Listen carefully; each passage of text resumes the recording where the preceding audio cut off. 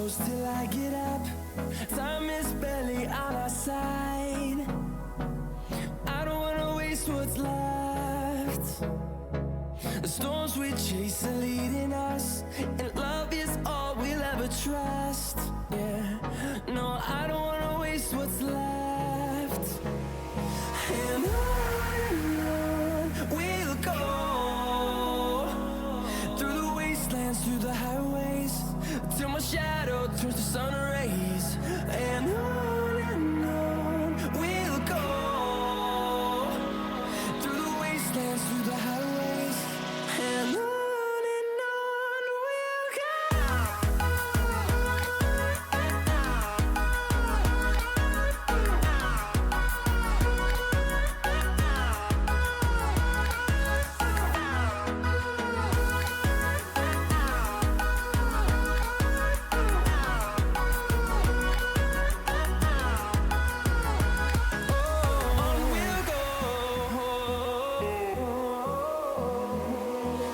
Finding life along the way, melodies we haven't played. No, I don't want no rest. Echoing around these walls, fighting to create a song. I don't wanna miss a beat. And on we'll go, through the wastelands, through the highways, till my shadow turns to sun rays. And on we'll go, through the wastelands, through the highways, and on we'll go.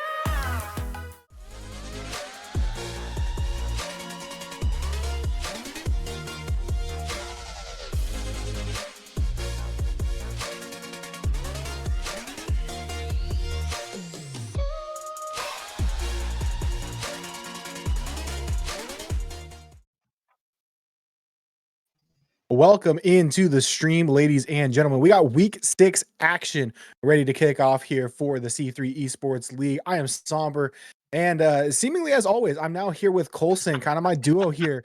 Been a few weeks. It's been almost the entire season of us here, and it's been a bumpy ride for some of these teams. It's been a great ride for others, and seems like we got another roadblock team in front of us. Winthrop taking on UNCG to kick off the night. First and foremost, Colson, how you doing, brother?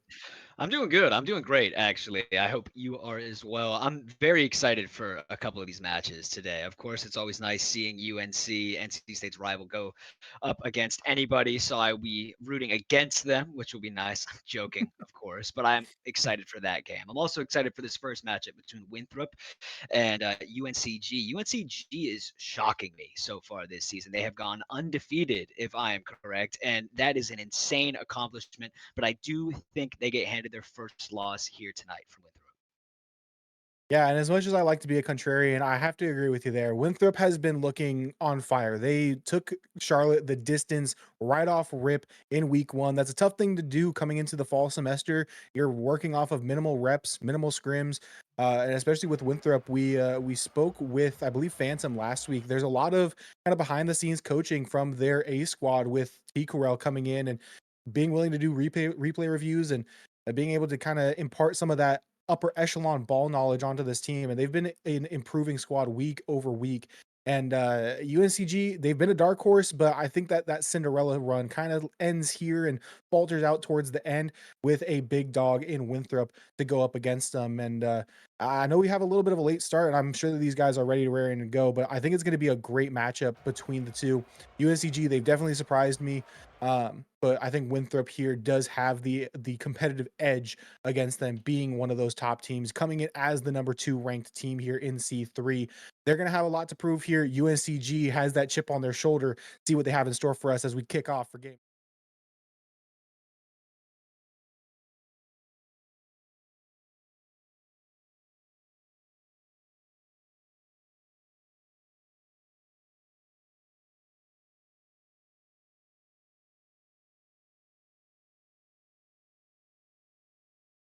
from Nutella, though, as they keep the play rolling. Ball goes down mid, but Tech does well to cut it out, and Phantom is there immediately to follow that one up.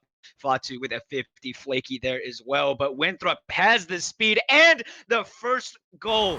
Burger with a great 50, setting up Phantom for success. The player that we talked about at the very beginning and the one that my eyes will be on tonight. Winthrop takes the 1-0 lead 30 seconds into game number 1. Again, you bring it up, Phantom, the player to watch for, and the player who has been kind of that pop-off player here for Winthrop. We thought it was going to be Nakari coming into the season. Phantom had a lot of hype behind them, but Nakari was the star player in the spring. Now coming into the fall, Phantom has been the one to be the big turnaround player here for Winthrop, and they are starting off hot here with a goal opening minute as well for Winthrop, as Burger is going to take a second off the sidewall, challenged well by Nutella. Tech gonna sky that one. Tech, a player in their last series that I felt had a little bit more to give for this Winthrop squad. I'm gonna be interested here to see if they're a little bit more involved in the game plan. Maybe it was just an off night, maybe a demo on the back line. Tech does step up big time as I call for it off the backboard. Nakari will take this one through the corner. Minimal boost to their name. Fatu gonna take a big time bully ball 50. Another one against Phantom. Needs to go one more from a player on the side of UNCG, but can't find the touch, and they're gonna have to go all the way back to their own corner to try to start up some offense. Yeah, I'm thrilled with what I'm seeing out, and this could be the chance that UNCG needs. An open net. Fatu shoots it on net. The consistency from these UNCG players is surprising week after week. I know that we said that UNCG will probably be handed their first loss this week, but UNCG does not intend for that one to happen. I actually played against Fatu and Nutella in the tournament last week, the NC State 2v2 tournament. C3, thank you again for sponsoring. And Nutella and Fatu were phenomenal. They played against both me and Rocket, and I mean, I was happy with how I played, but they destroyed us. They 2-0'd us. It was impressive, and they're bringing that same energy into this series.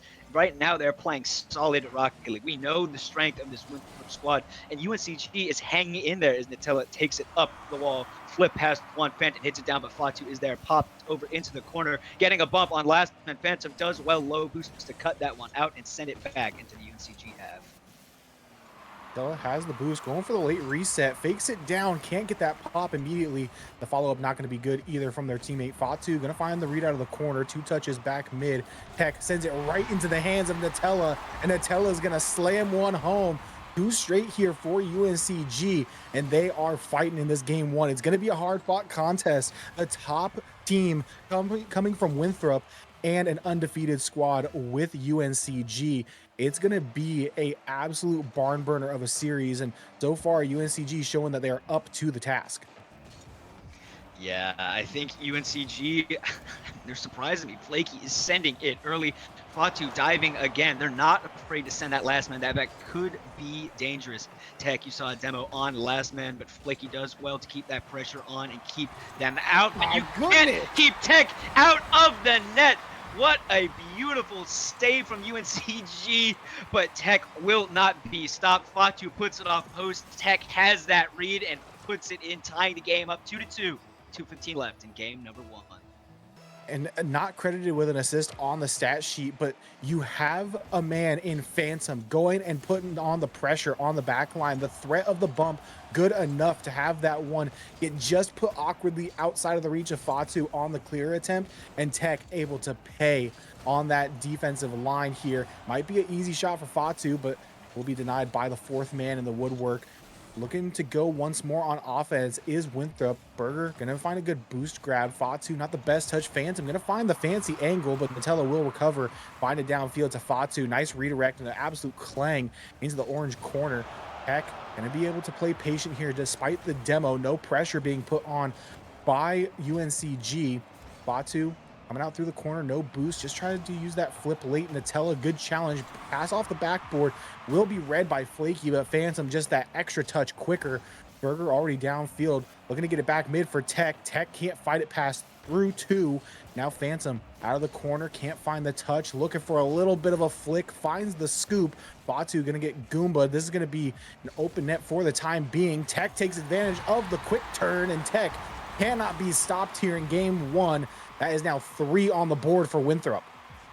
Winthrop coming back into this game. They were down by 1 goal after UNCG scored 2 in a row, and Winthrop has scored 2 in a row in response. This is what we've been used to from this Winthrop squad, but UNCG could have an opportunity here. Flaky with the shot, but it is saved away by the Winthrop defense. Nutella popping this one up into the corner with a 50 with Phantom. Flaky up early in the midfield, trying to keep that mid presence strong, but it does get popped over his head this time. Phantom setting it early.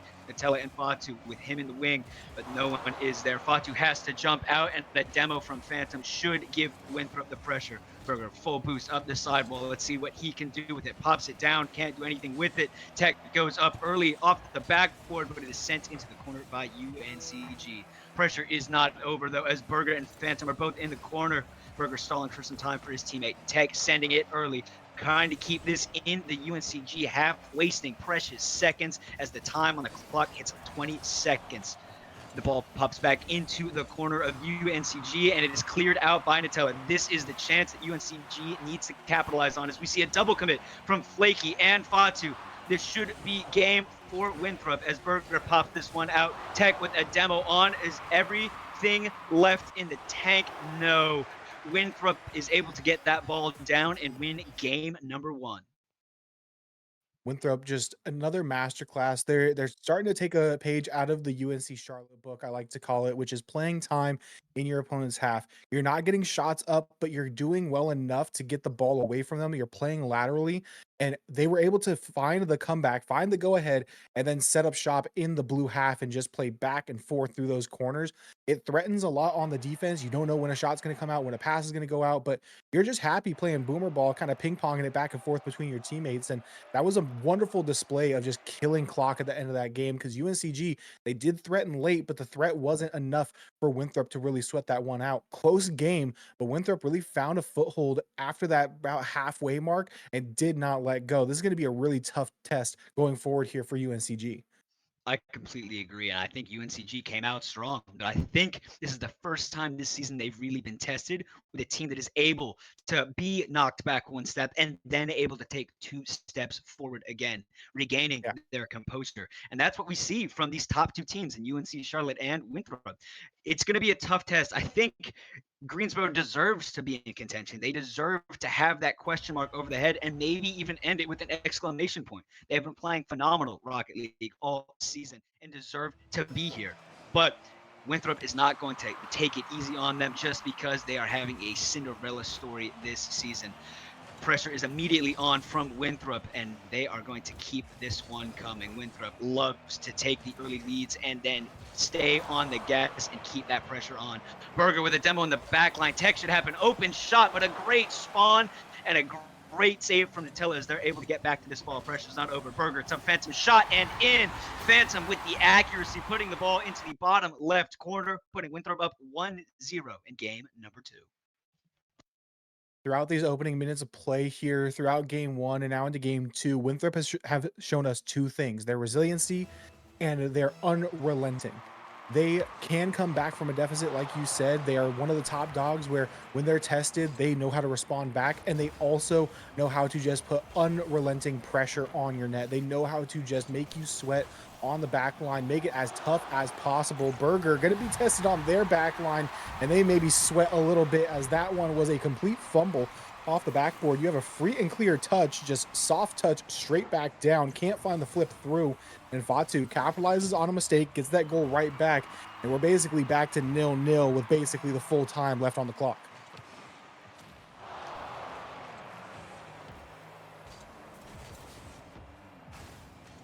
Burger going to be bumped, and now Fatu skies this one up. Phantom on the backboard will find the catch and put it to the sidewall. Will be a quick shot put on. Burger with the save downfield. Fatu on the backboard, can't find the touch. Will find an air dribble down the field after the erroneous touch by the Winthrop member. Tech going to get absolutely dunked, and a good boost grab with the bump, going to send this one back to the midfield. Burger already up.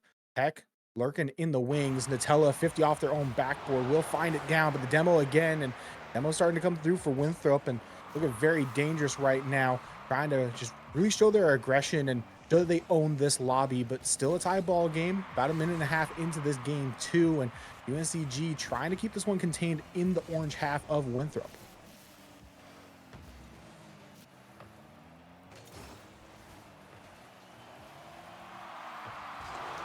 Tech gonna put it up again. Fatu this time burns through a lot of the boost, trying to get this one back down to the ground. Burger, waterfall down, dangerous ball here for UNCG. Flaky able to get it away. Looking for that boost, cannot find it.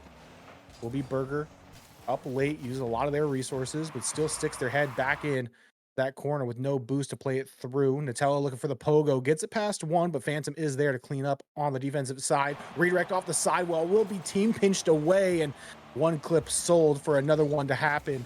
Nutella, no boost, just going to launch this one. Tech won't have the read, but Phantom on the backboard again.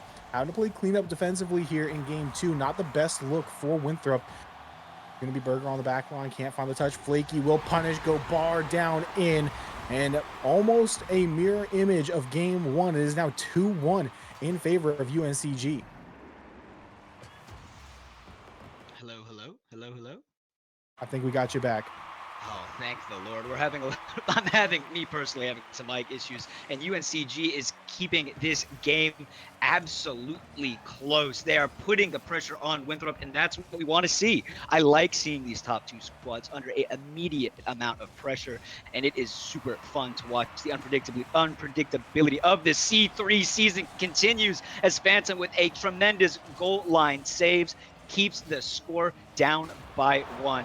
Flaky demos him for his save, and the pressure is back on to Winthrop. Nutella goes up, faking it down for Fatu, but no one is there. Flaky able to put this one hopefully out of the corner, and isn't the pressure from Winthrop building. Tech in the air shot, but Fatu is able to pop this one out, and maybe a quick counterattack as well. Nutella with a great shot and slots one, putting UNCG up by 2. UNCG have gotten 2 counters throughout these opening 2 games that just make Winthrop look messy. They need to be a little bit better about those overcommits, because UNCG is now proving that they can catch you lacking. They do have the ability to find those avenues downfield when you are leaving those open. And it's going to be a scary sight for Winthrop if they continue to make these mistakes. But minute 40, still plenty of time left here. Come down by 2, make it 3 almost. Nutella still trying to keep that one in play, but it will instead be a soft pop by Fatu. 50 goes the wrong way here for UNCG, and Blakey going to take their time to redirect that one into the corner, let everyone reset in their rotations. A little bit of pressure being put on with the bump attempt. Phantom hits the brakes, tries to hit reverse back into a defender. That is a back pass now to Burger. Fatu gets bumped off the play. Gutter ball pass mid. Nutella able to clear that one out. No read from either members on that sidewall. Massive miss here by Winthrop, as it's now going to be a dunk opportunity. Double tap going to be on target from Fatu, and right now the floodgates have opened. UNCG, welcome to the series. I did not expect this, but they did not like that game number 1. UNCG felt like they should have had it after those 2 quick goals in game number 1, and now I put 4 on top of Winthrop's head. I know that Winthrop will not back down easily as Tech takes this one up in the air. Nutella meets him there. Phantom tries to pop up. Fatu takes that read easily as well. Burger trying to get the pressure off of them, passes out to Phantom, and this is an open net. Burger flicks over the top just for confirmation. Winthrop able to bring this one within 2 with 45 seconds remaining. Don't count out Winthrop yet. 46 seconds, a couple of kickoffs can do you wonders here in this game too, and make this series that much easier for you going forward if you are Winthrop. But double stalemate kickoff here will fall slightly in favor of UNCG after the 50, but Phantom now on a shooting lane will double jump shot that one almost in. Nutella with their savior, and it comes in crunch time. Burger all the way back. And take a touch with the back of their car, play it through for the 50. This is a dangerous ball again. Phantom able to come back in. Again, this game, it has been the Phantom show on defense, having to come and play cleanup. That is not what you like to see from your star player on the side of Winthrop. You want them to be on the attack. You want to have them be available to not allow clips like this. No one on the backboard. Heck, too late to it. Low boost, and Nutella says basketball dribble. Dunk that one in for number 5. That should be game here for UNCG.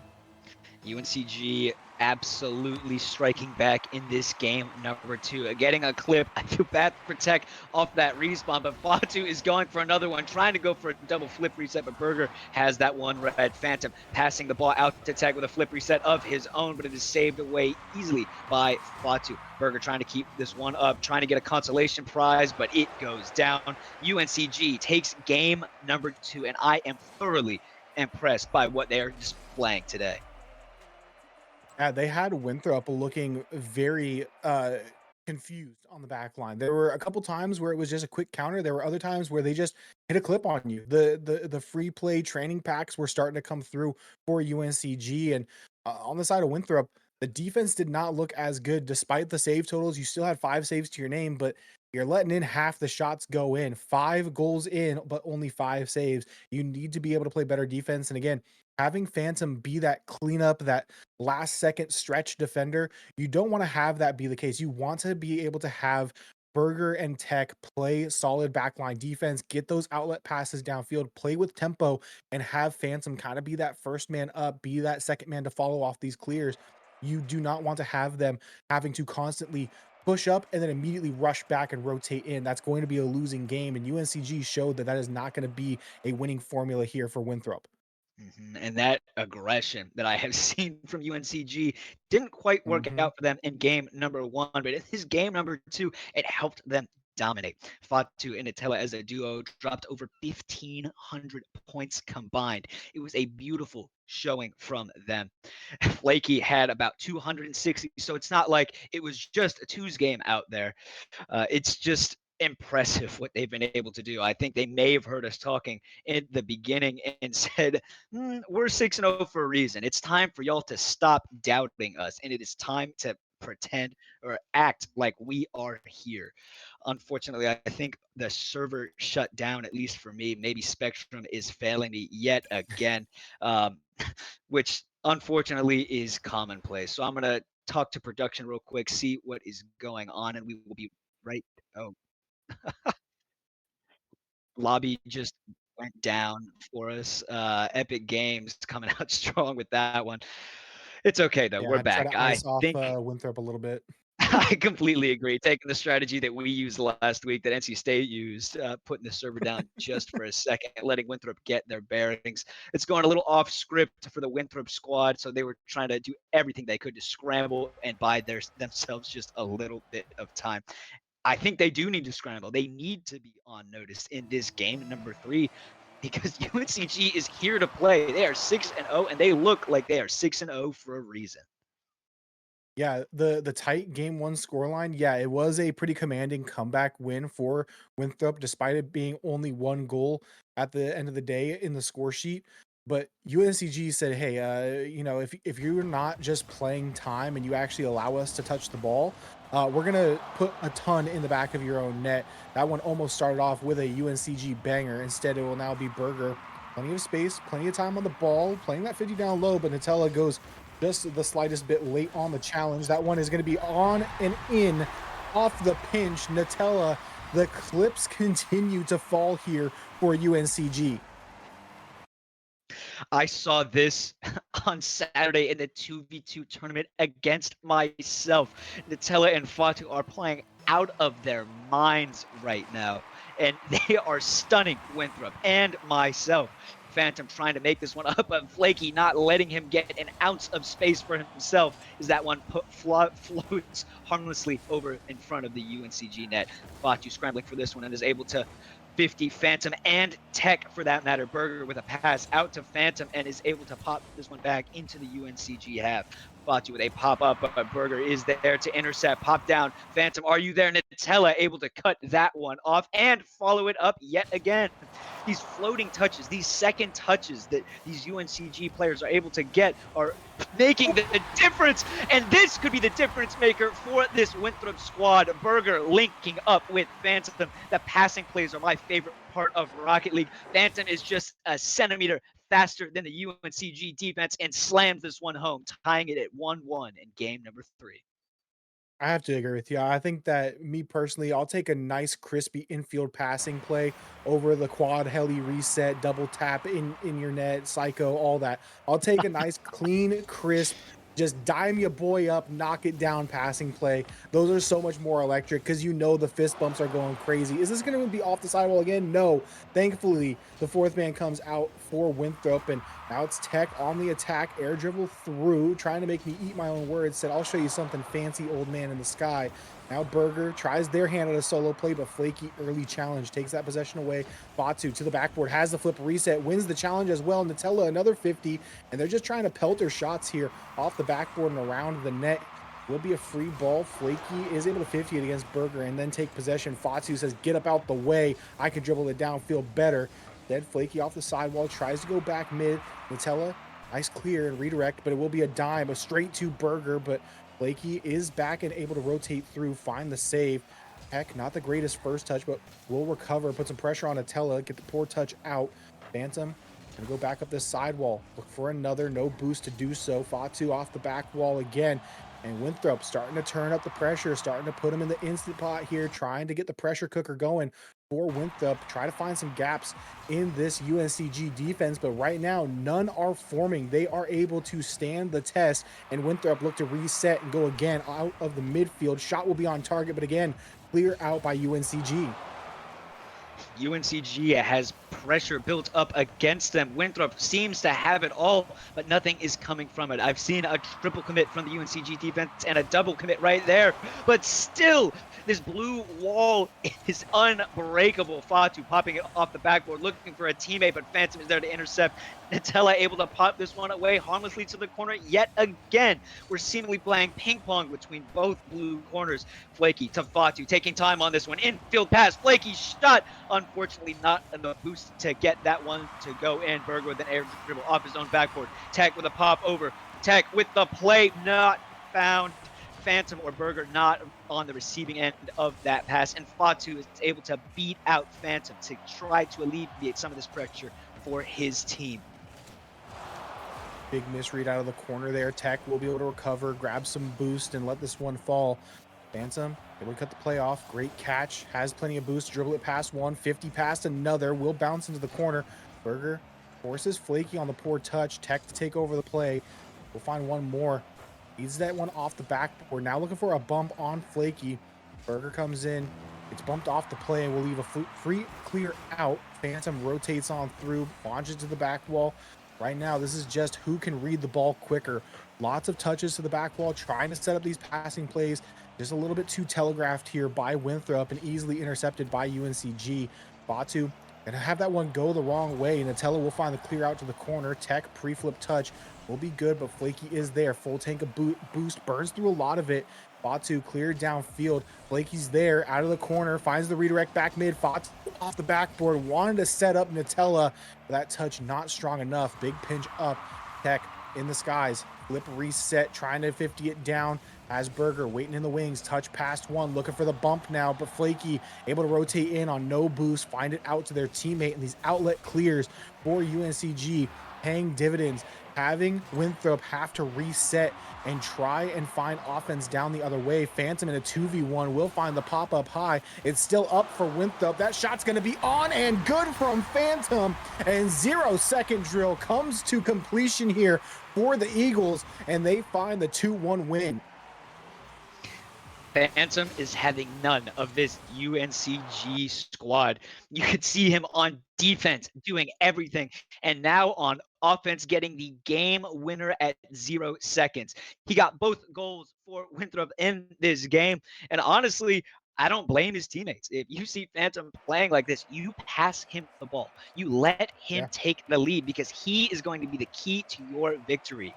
He's playing out of his mind. So enable him, pass him the ball, let him do what he needs to do, and get out of his way. We saw the UNCG squad doing the same thing. Fatu clearly feeling it. Nutella clearly feeling it. And when Flaky's on that ball, they're bumping him out of the way, saying, dude, I got this. Just trust, get back, grab some boost, and watch the show.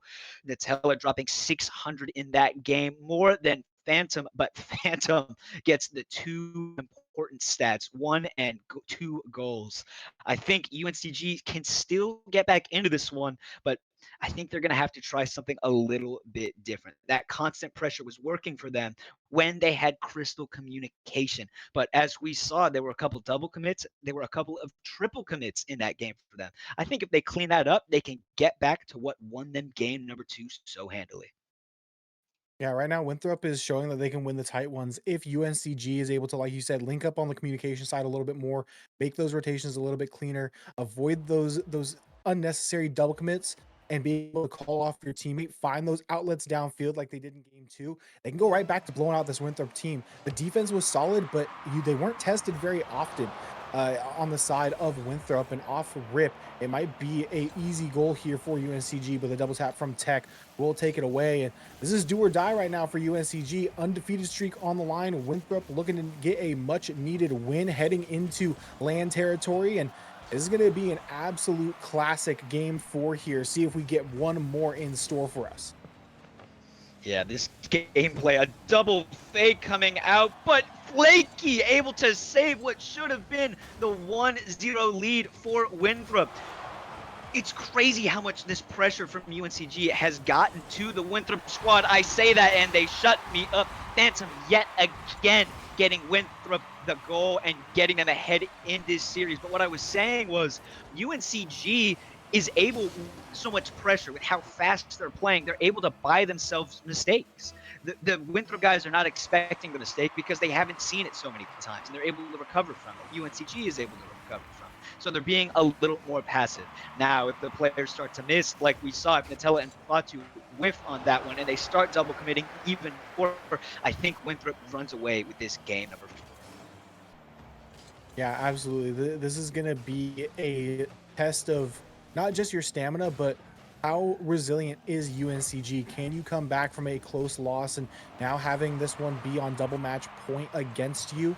Can you come back into the series? Can you get a foothold back in? Can you kind of get your foot in the door in the series once again? Because right now, Winthrop has shown that they can make your offense look a little less lethal than it has in previous games. They've made your defense look a little less tight than it did in previous games.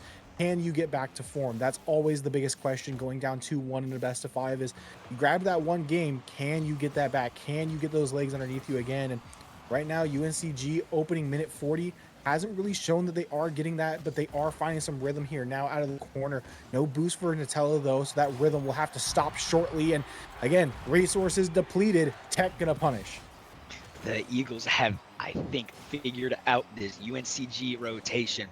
In the first few games, I saw the UNCG players getting the mid control. They always seem to have a full tank of boost. And in that play specifically, I don't think any of the Greensboro players had any boost. And that is what is going to get Winthrop the lead. And kickoff goals like that are going to be what solidifies it. 3-0 for Winthrop with 3 minutes remaining in game number 4. Tech has been a 50-50 machine tonight so far. I don't even want to call it a 50-50. So far, they're about 70-30s for Tech. He has just been absolutely dominating in that department, and it has been paying dividends for this Winthrop offense at the midfield, out of the corners. That time off kickoff, no boost, says, hey, you pick up that corner boost, full momentum, I'm still going to dead ball that. And the infield passing play comes through. The Burger to Phantom connection. It looks like Winthrop has finally warmed up to this UNCG team. They got them downloaded. The game plan has been installed, and Phantom looks to put this one away. I think that Winthrop took that game number 2 personally because they are trying to run up the score. They have a goal every 30 seconds in game number 4, and it doesn't look like they're going to stop anytime soon. Phantom staying on the ball, maybe linking up with Tech, but the speed from UNCG is still there. I like the patience that the Winthrop players are starting to play with. They're willing to take a touch back down to themselves, and a great save on the goal line by Phantom yet again. This could be open, and is Flaky linking up with Nutella. UNCG is not out of this game yet. We saw Winthrop do a goal every 30 seconds. There's plenty of time left in this game for UNCG to get back. That being said, it is definitely going to be a challenge. Winthrop will not make this one easy. Yeah, Winthrop was able to put up 4 in the opening half, and maybe UNCG can do the same here in the closing half and really make this one an absolute banger of a game 4. But Like you said, Winthrop, don't think they're going to take their foot off the gas. Berger gets it right back nonetheless, back up to 4 in the lead department here for Winthrop. Berger, soft touch, uses a little bit of boost to recover, and then just slight little pop, finds it right above Fatu on low boost. They have no choice but try to use that crossbar for safety, and it ends up going in their own net. Winthrop back up 5-1. They get a good kickoff as well. Phantom again looking to get another, hits the brakes, pops it to themselves, and Phantom has the Hattie here in game 4, and we're officially on Brazil watch. We're on our way down to South America, and I hope that we make it there. Phantom with an absolute screamer of a game number 4. This series seemed to be close for a little bit, but after this game, I think that Winthrop, safe to say, has figured this one out as we start to see a little bit of freestyling. That one unsuccessful, but the pressure still on. This Winthrop squad feels very comfortable against this UNCG team. And I think the difference maker was that they weren't playing boomer ball anymore. UNCG has the pace and they were able to switch it up. Winthrop was able to take a touch. Berger, on I think his second goal of this series, was able to get a soft touch back to himself, and that has been the difference maker for the Winthrop team. Again, UNCG is not going anywhere, able to throw their mechanics, put it on display, get a pass from Fatu to Nutella, making it 6-2. This is a steep mountain, but one that is still climbable. Yeah, I mean, we're now no longer on Brazil watch, unfortunately, no 7-1s to be had in this series. We might have it later down the evening, but Winthrop still looking commanding here. Blakey out of the corner might be able to find something. Instead, it will have to be Nutella, but here comes Tech again, trying to hit a clip of their own. Negative angle off the backboard. There's the 7th here for Winthrop. And my goodness, let's take another look at this. You get the slight pop off the 50 and then find that perfect angle to tuck it in. Tech is absolutely dominating here in game 4. Them and Phantom have been unstoppable here for UNCG. Berger is also getting his own. He is eating as well. Phantom has been here all series. It seems like his two teammates showed up when it mattered. Berger with 2 of their own, 5 shots, 3 assists.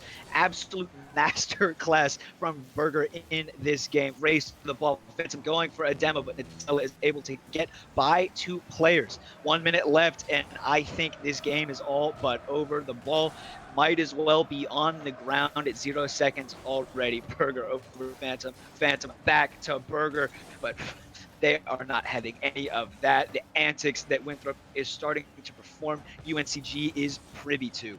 7-2, 37 seconds left, and Winthrop is freestyling on this UNCG squad. They're definitely trying to get some revenge for game 2 and find some clips of their own to put on the Twitter Taj later. Tech off the ceiling, has the reset still, was able to flip to the ball, but was beat out by the UNCG defense. Berger with a ceiling reset of their own. No boost in the tank to have anything go there. Phantom with the most diabolical pre-jump I've ever seen that low to the ground. Burns through a lot of boost. And right now, everyone just trying to kill clock. Says no more. Let this be it.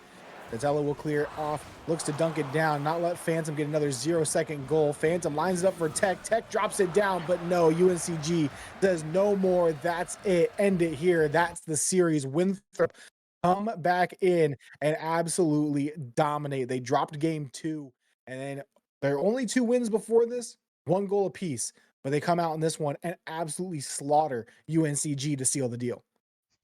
I don't know if that little pause between games 2 and 3 woke them back up, but it seemed to work out for them. It seemed like the rotation was immediately figured out at the beginning of game number 4. They said, guys, we can take control with this. We know these guys are fast, but we're faster.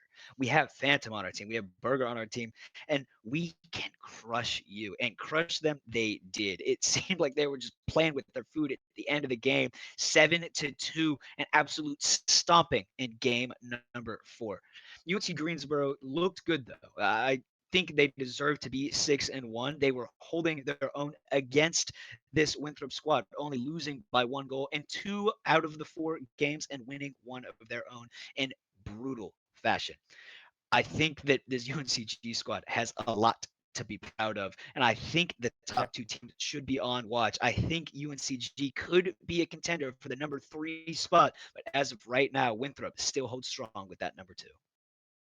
Yeah, I could definitely see UNCG being a team that is able to take down your South Carolinas of the world and be able to kind of dethrone them as that consensus number 3 team, especially on land. You get the vibes going and you're able to grab an early game and really just ride that momentum through. But I guess we'll get to see because they've basically locked up that spot unless some teams go on generational runs and the waiting system somehow bows them out. But this is going to be a fun rematch, hopefully, when it comes down to land because they showed flashes of greatness in that series, and it's just going to be up to how they can get things to kind of work together a little bit more. Winthrop, they've been dialed in from the jump. They've only gotten more locked in as things have gone through.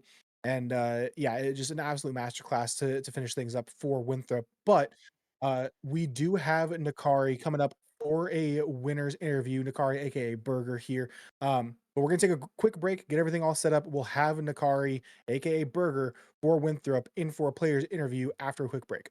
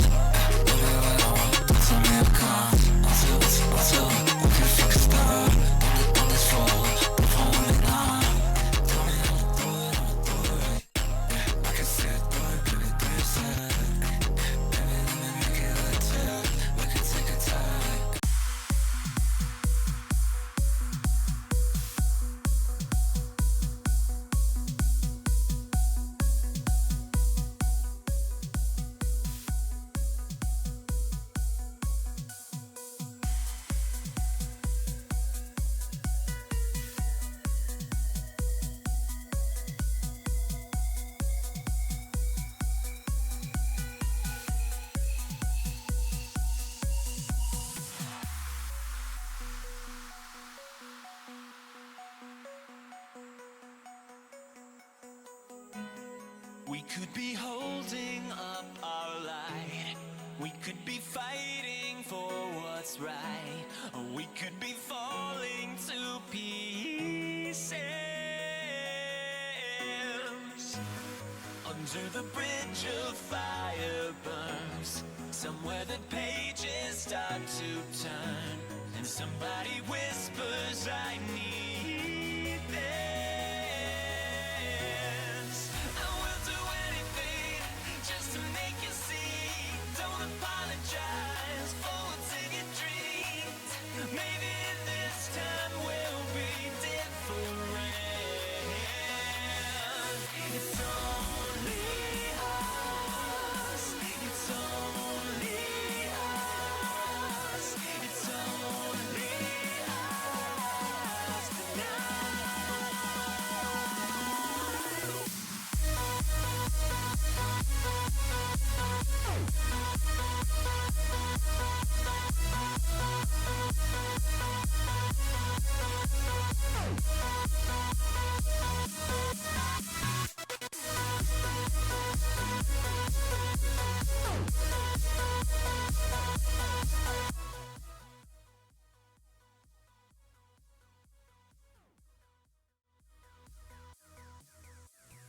Welcome back in, ladies and gentlemen. We are here with our winners interview. We got Nakari, aka Burger, here for Winthrop, going to kind of give us a walkthrough of that series.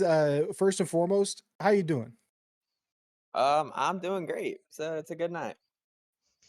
Yeah, definitely. I mean, I would say so just as a spectator. You guys came out 3-1 to the I believe outside of UNC Charlotte, the only remaining undefeated team here. You guys started off a little bit shaky, having a 1-goal comeback win and then getting kind of blown out in game 2, but that lock in for game 3, game 4. Walk me through kind of what the comms were with that little brief break between lobbies going into game 3 and 4 to wrap out the series.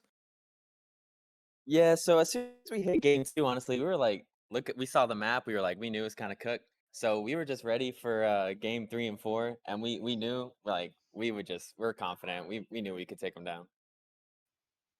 and take them down in style. You did 7-2 in game number 4, echoing what they did to you guys in game number 2. What surprised you most about this UNCG squad, and what do you think led them to be able to win in such dominant fashion? Yeah, we were all kind of surprised these guys were 5-0 or 6-0, whatever it is. I mean, kind of what happens when you play all these fake teams. But you know, once you come to win, once you play Winthrop, it's a little bit different. So yeah, we weren't too worried. We knew we would just play our game. We would win for sure.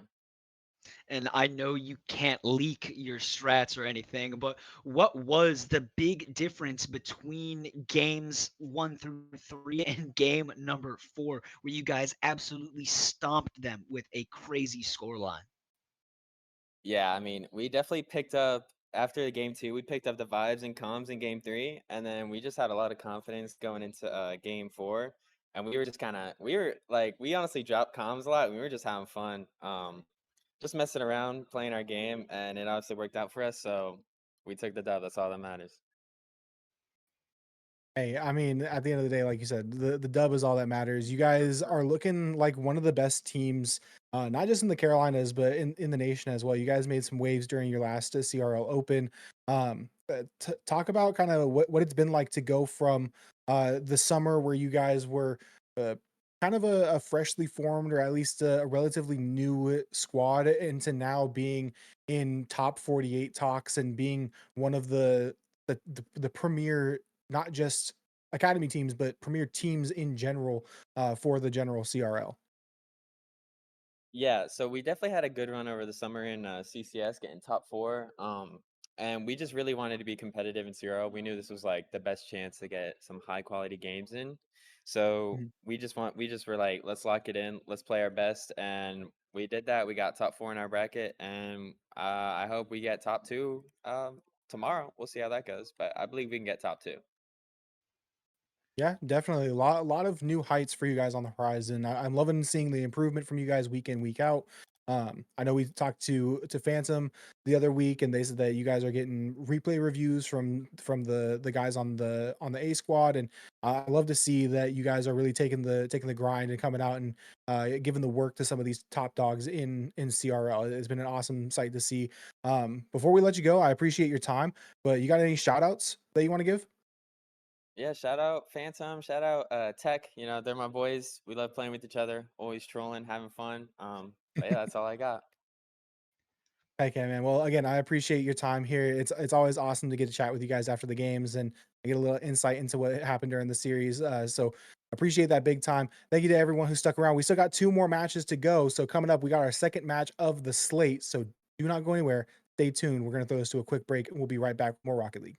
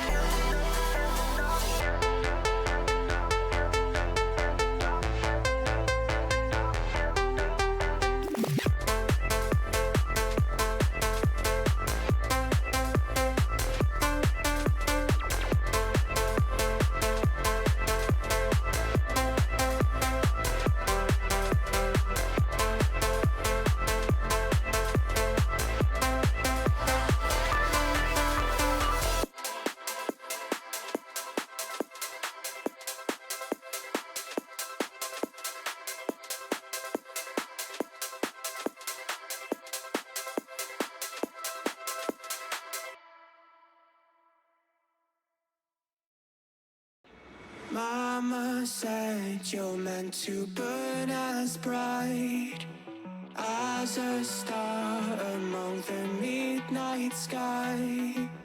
All the pressure blinded me, but now I see I'm not different from the rest. You said I'd fly away, but my walls have kept me down. Now I'm lost and I'm afraid, and I'm close to hit the ground. You said I'd fly away,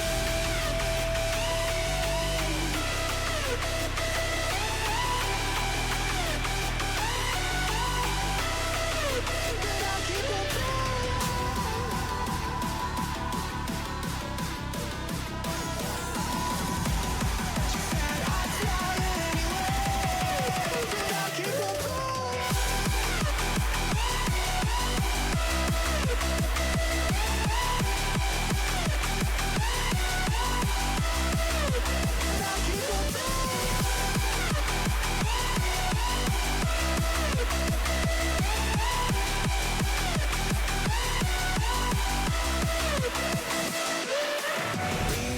searching for that open door.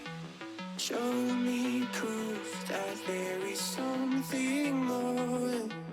I just hope I am okay with the choices I make. Maybe then I'll understand.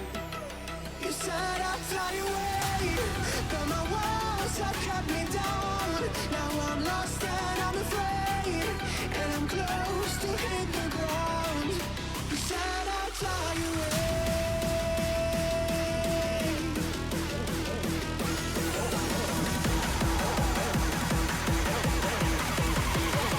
But I keep on falling. But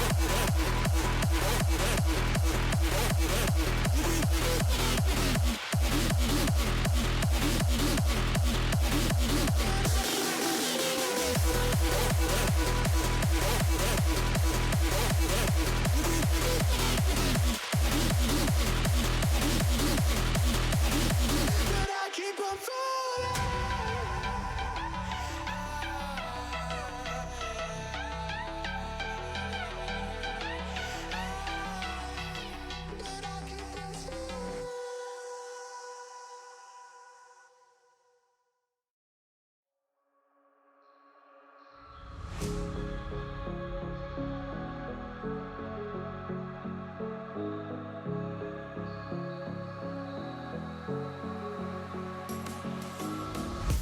It was night and day when you entered the space of me.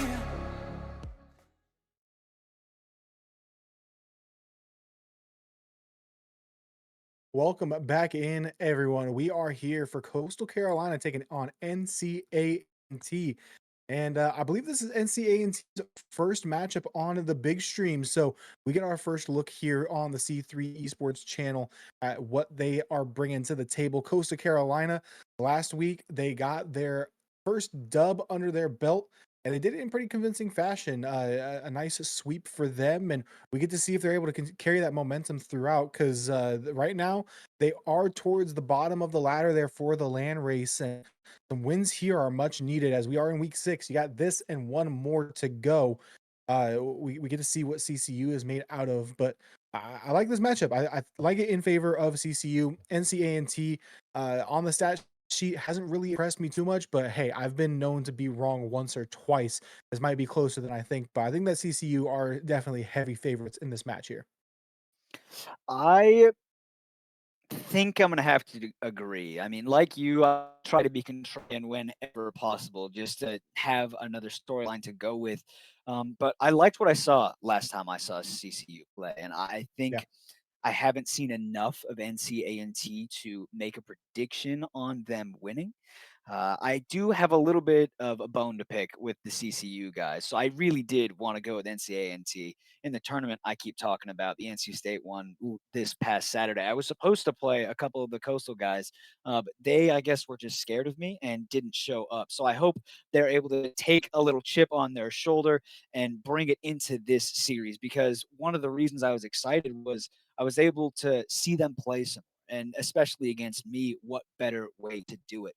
And I hope that they bring their A game today because this squad could use another win. But I am not all the way not sold on them. I think NCANT could do some damage if they're able to keep the pace up in this series.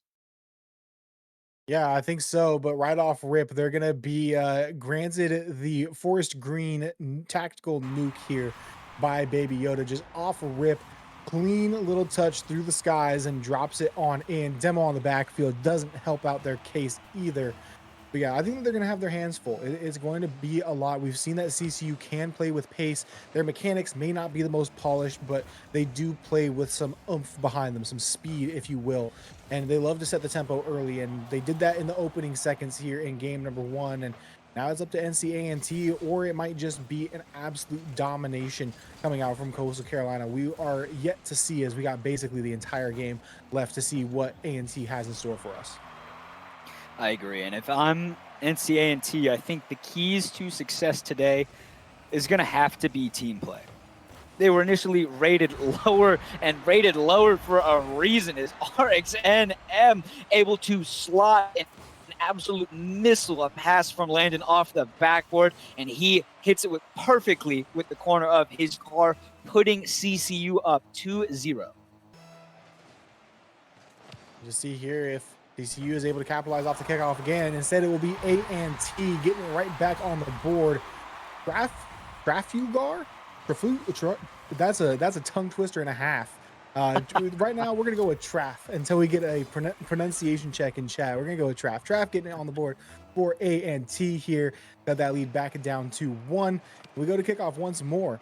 I have a feeling that we're going to see a lot of kickoffs in this series. It's going to be kickoff simulator, and it's going to be who can come out better for it. Baby Yoda tries the pre-flip, cannot find it. Landon going to take some possession here, gets bumped off the ball. It's going to be Daimyo going to try to get something back mid for LSJ, and won't be able to find anything there.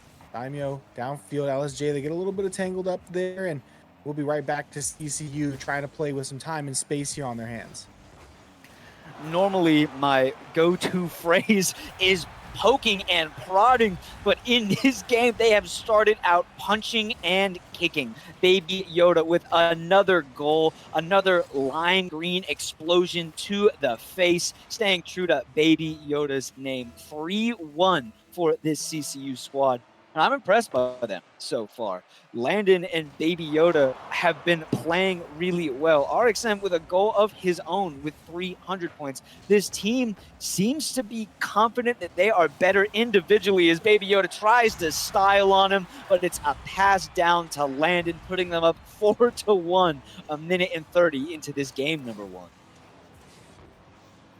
From what I saw from CCU last week and with this projected matchup, looking at the statistical differences between the two from last week's individual matchups, I have a feeling that we're going to see the Winthrop game 4, but for 3 straight games on the side of CCU. This is going to be a lot of clips, a lot of slots in the back of the net. That time defense does come through here for A&T. And again, I'd love to be proved wrong. I'd love to see some close matchups, but if game 1 is any indicator of how the series is going to go, this is already a crooked scoreline to have put up on you. A 4-1 opening game. We still got 3:07 on the clock for CCU to do some damage. That's going to be another one. Make that 5-1 now with 3:05 on the clock. And CCU, pedal to the metal. They're not going to stop anytime soon.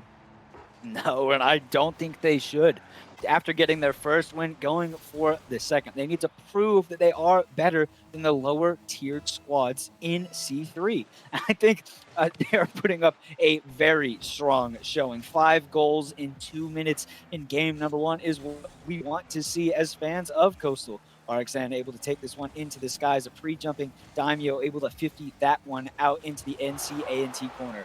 LSJ sending it downfield as Daimyo gets some pressure onto the back line of CCU, but Landon doesn't have anything to do with that. Pops one over to Baby Yoda, and that one is blocked out by the defense. It is a little back and forth in this game. Number 1, RXN trying to get it over, get a 50. Baby Yoda tries to go for it as well. Trafalgar gets beat out by Landon and beats out his teammate in turn. An unfortunate own goal. Landon with the credit, but Trafalgar is going to be the one that puts it into the net, making it 6-1 and putting this game on Brazil watch. Yeah, and just past opening half as well, already being on Brazil watch is absolute diabolical work being put up by Coastal right now. And I think right now Coastal is starting to inch towards that range of gatekeeper team, a team that may not be making the land here in fall, but they're definitely going to prevent some teams from making that push in these final 2 weeks. And A&T is definitely at the mercy of Coastal in this game one.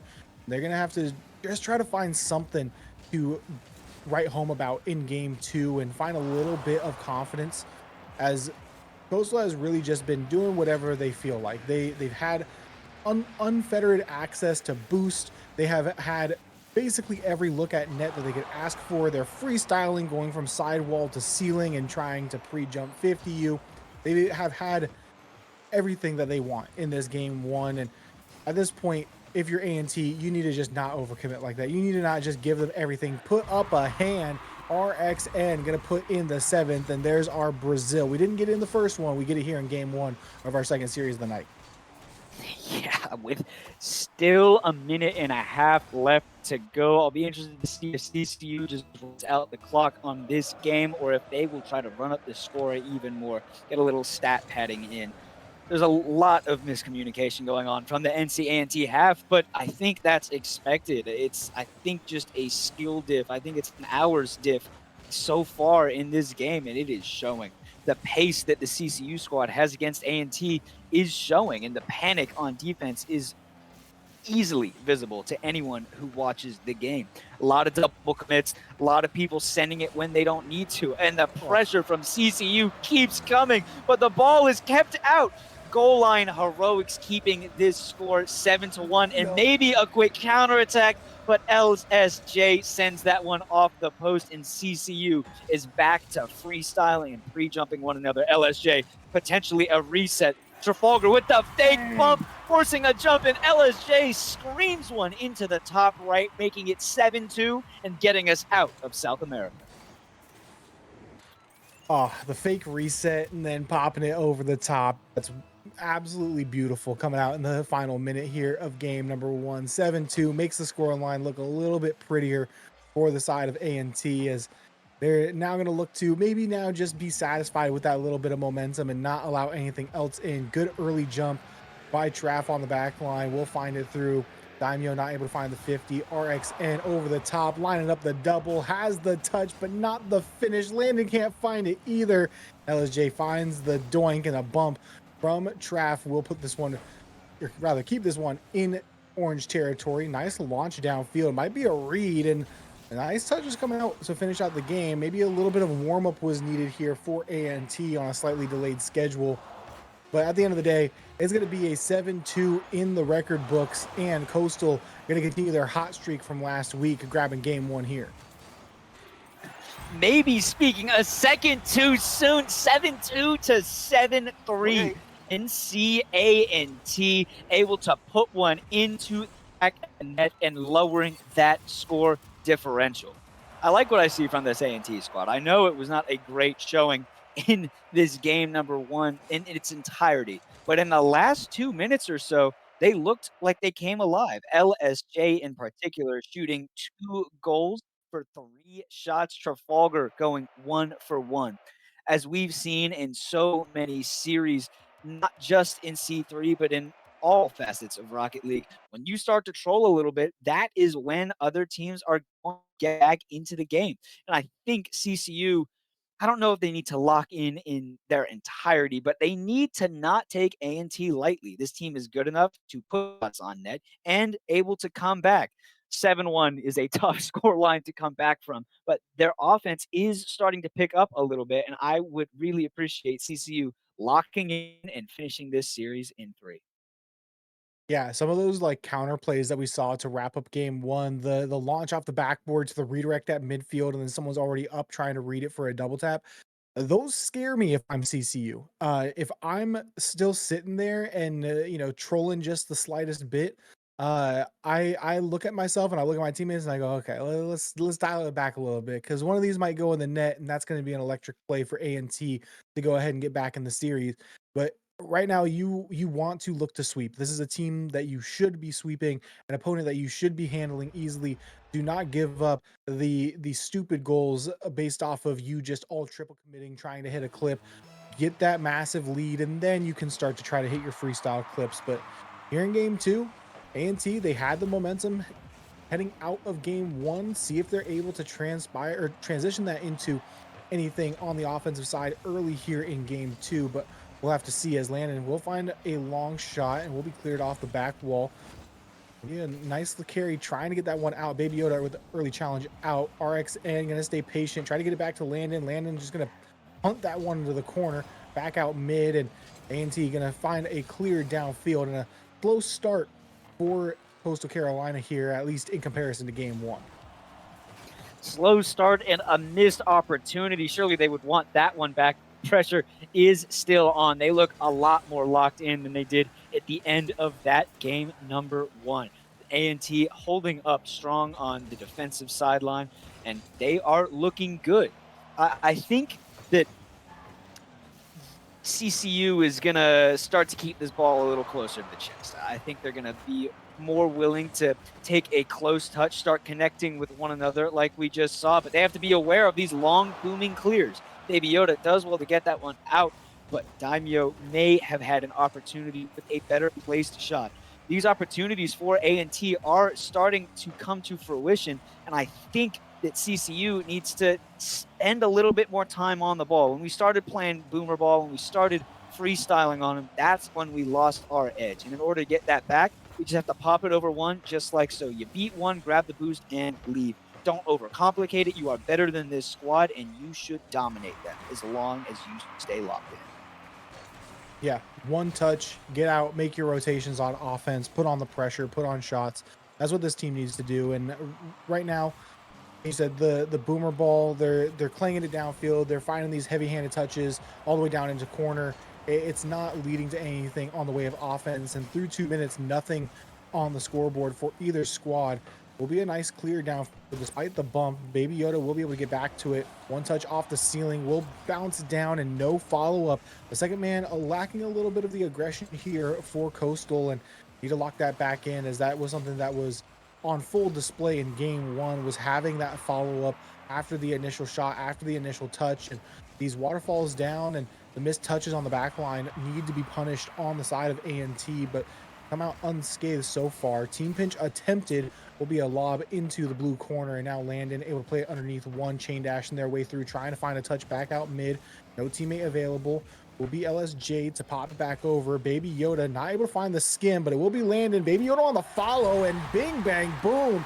Boom man play downfield. Baby Yoda finally puts one in the back of the net. Beautiful play and a beautiful lock in from this squad. Landon finding Baby Yoda, gracing us with another green explosion. 2 minutes left in game number 2, and it is much closer than before. NCA&T has looked a lot more composed. They're finding each other in the midfield, and they're reaching these opportunities.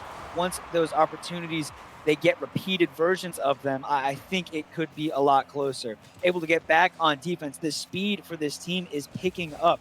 And I think once they get more looks, more passes mid, I think once they start connecting the way they want, it will be great. Still, I think they're getting outclassed individually. I mean, you can see Landon feeling very comfortable, willing to pre-jump off the back wall. CCU still feels comfortable in this matchup, but I think they did well locking in. They're able to keep this ball in the corner. They're starting to force for one another a lot more, and that is what NCA&T was doing with success for the first 3 minutes of this game. Now that CCU has adopted that play style, I think they feel a lot more comfortable and a lot more confident in this matchup. Yeah, I think Coastal has gotten back to the ego chow. I know it's used as such a negative kind of term here in Rocket League of thinking, oh, I'm better than you, I'm going to win this. A lot of the times in those lobbies, you're not better than the other person. But I'd say pretty confidently in this lobby right now, Coastal can get away with those ego challenges. They have been throughout game one, and I think they're kind of realizing that fact once more. Baby Yoda, again, low boost. There's 3 defenders in position, but you just go for the ball. In these lobbies, you are meant to be the team that is bigger, better, faster, stronger, and you need to be able to show that. And I think that it took a while, took 3 minutes to do so, but they realized and locked in on that fact once more for Coastal. 2-0, get a little bit of cushion here with 45 seconds left to go. Landon, no boost, going to cut. And again, that just go mentality. You just need to go for the ball. Doesn't matter the boost, doesn't matter the positioning, just go for it. You're going to be better for it. Landon not able to find the touch. Will find the rebound though, and go ahead and knock in a third with 33 to go. Yeah, I think that just go approach that you have been saying CCU should apply. I think NC needs to do the same. Like you said, we've seen 2 goals where all 3 defenders are in position, but no one is willing to send it. No one is willing to play for their team, and that is unfortunate. I think CCU is coming out strong. I think trolling a little bit, taking the extra touch when they need to, landed with the first missed opportunity, but trust that was just to get the defense out of position so he had an easy follow-up. RXN with a pre-jumping Baby Yoda off the back wall. Baby Yoda unfortunately not able to get that one, and RXN is able to put one in, making it 4-0 with 14 seconds left. I also want to shout out Mr. Bepic with the raid. Appreciate you so much here on the C3 channel. Welcome in all the new viewers. This is C3 Esports, the Carolina Collegiate Conference. Carolina Collegiate Class. Sorry, I was mixing up my several different leagues that exist in Collegiate Rocket Leagues. But yeah, it's all the best teams in the Carolinas duking it out for a lane spot. So welcome on in. We got right now Coastal Carolina taking on NC and to follow this, we do have High Point taking on UNC Chapel Hill to wrap out our slate. And right now, Coastal Carolina, not the same scoreline as game one, but to finish out the game, it might be another 0-second play by LSJ. No, it won't be. Almost another 0-second drill put on by NC but still dominant win here for Coastal Carolina. I think the main thing was they locked in on the fact that they're just faster in this lobby. You can just go in moments where you are low boost. The other team is going to wait for the catch, wait for a dribble. They're going to wait for possession.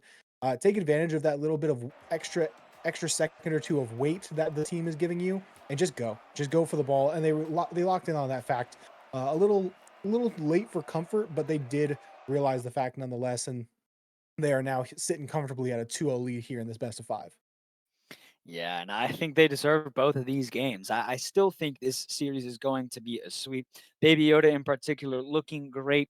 2 goals out of 3 shots. Landon, 1 goal for 1 shot, but 2 assists. A lot of passing and team play from this CCU squad. They look dominant. And this NC squad doesn't look bad, right? They look pretty good, especially compared to what we saw in game number 1. That score differential has come down a little bit. Their defense was able to play a lot better in this game number 2, keeping CCU to only 4 goals instead of like what happened in game number 1. I think NC just needs to send it, kind of like you're saying.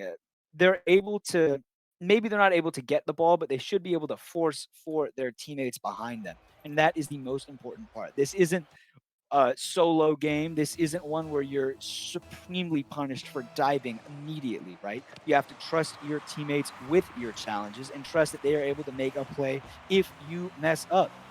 And that, at the end of the day, is all you can do. Pass off the backboard. CCU starting with some early pressure. Landon over to Baby Yoda. Baby Yoda shot off the bar. LSJ does well to save it and clear it out into the CCU half. This could be their opportunity, but it is saved away into the safety of the corner. Baby Yoda with a flick, trying to get some pressure back onto NC and it could be, but RXN without any boost. Trafalgar without any boost, still able to go. Landon off the mark, but putting it around LSJ. LSJ not appreciating that and bumping him for his troubles. RXN trying to get a flip reset into it, catches it on the ground, flick over the last defender, but Trafalgar is there to get it away. Landon with a shot off the bar as the pressure still counts.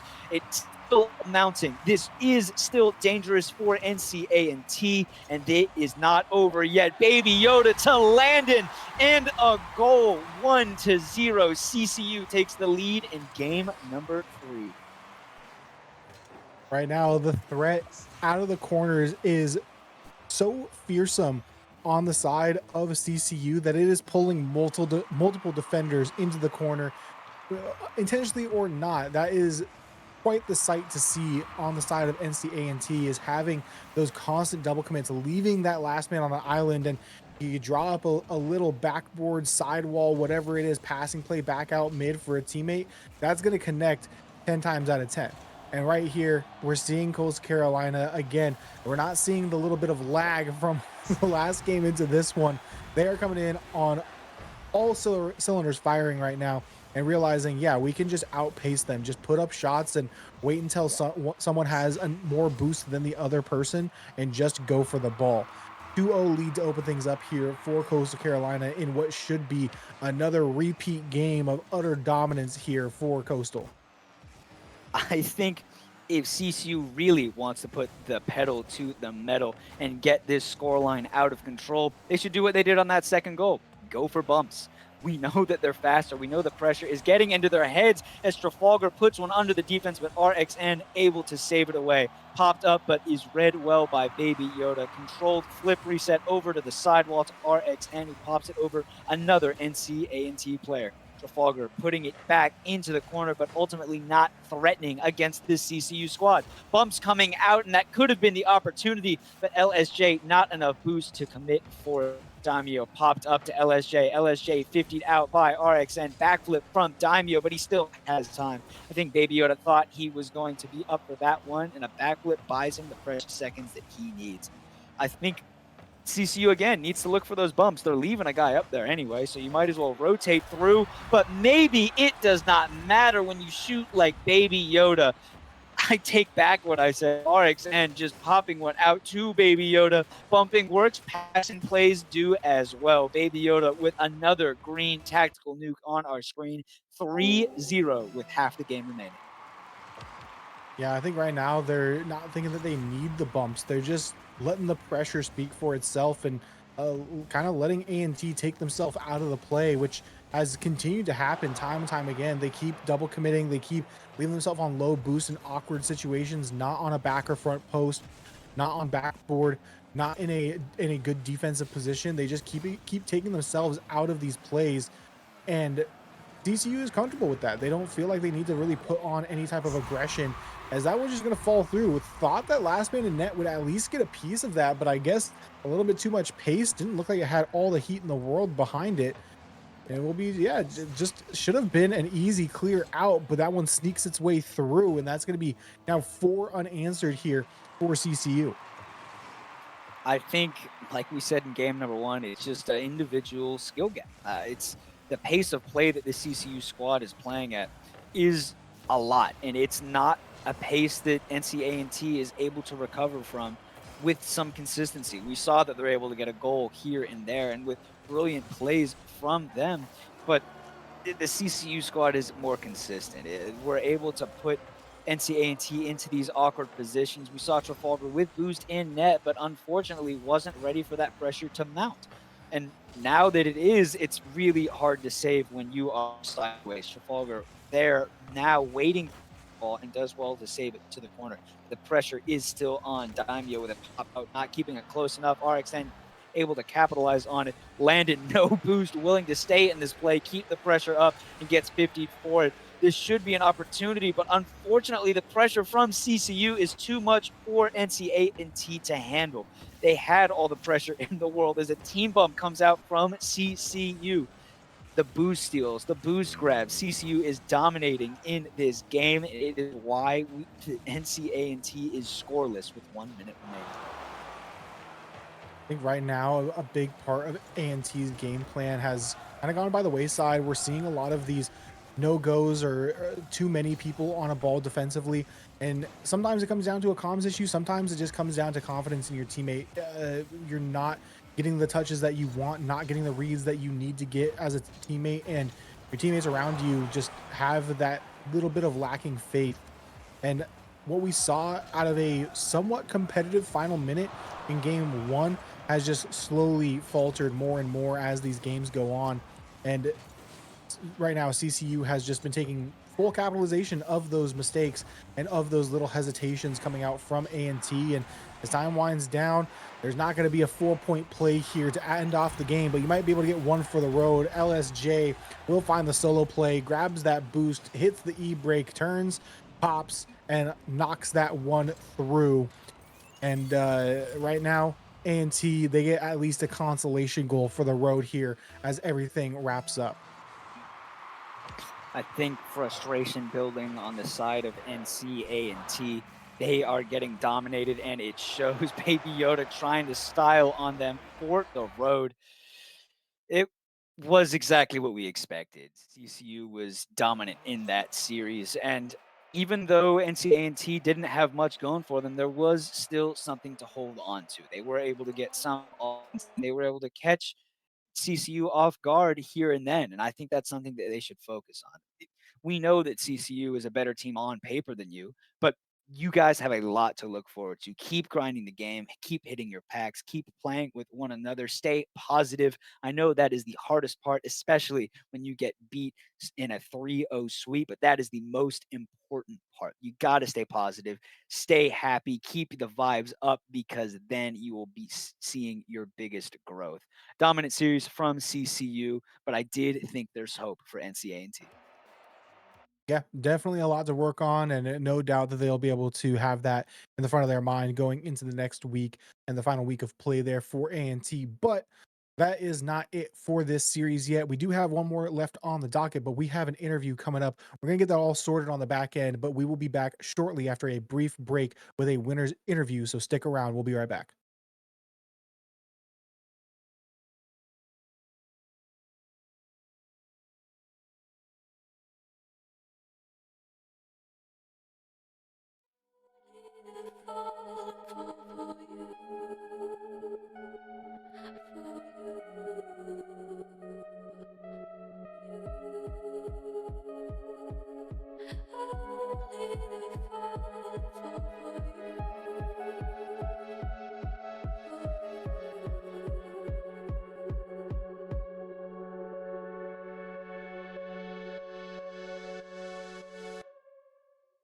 Came in and you're looking like a sign of grace. I know, but I can never match your name to face. My fault, I didn't notice it was out of place. You painted fairy tales on the wall, calling to the better of the halves of me. Please show me just a little bit of honesty. I hope I got a heart that I can salvage, but it's getting harder now to recall.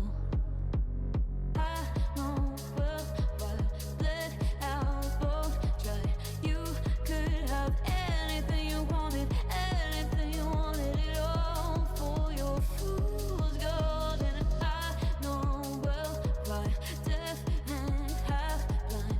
You could get anything you wanted, yeah, I would have handed it all over, falling for you.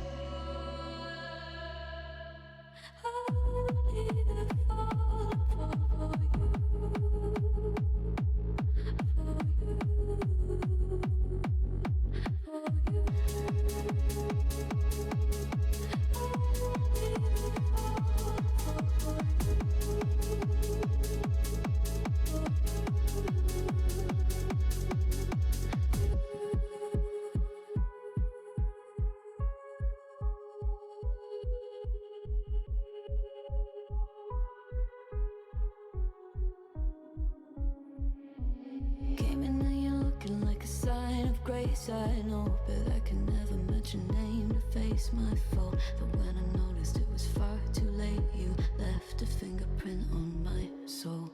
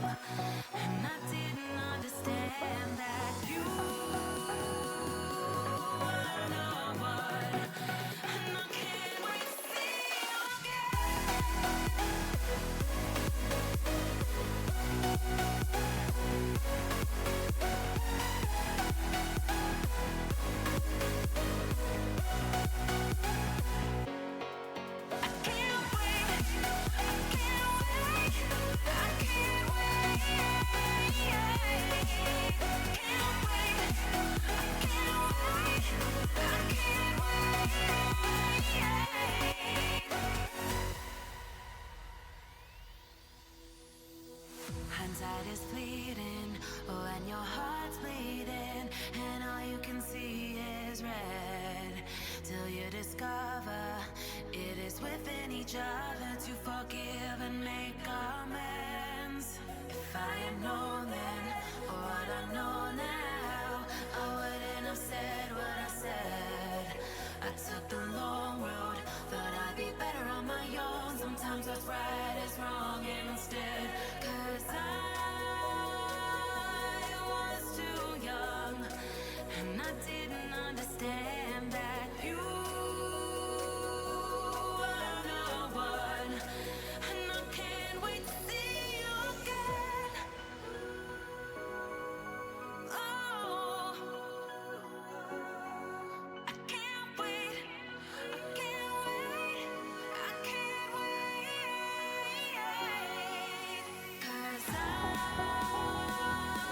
was too young, and I didn't understand that you are the one. And I can't wait to see you I can't wait. I can't wait. I can't wait. Can't wait. I can't wait.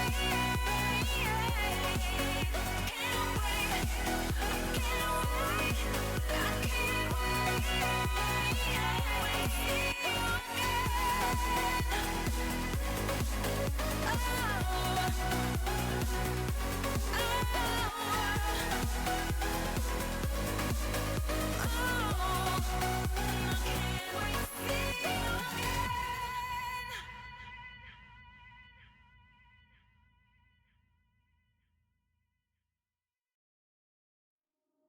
you move your body, feel the flow, do the moves, let it show, feel the rhythm, take control, grow the beat, grow the beat.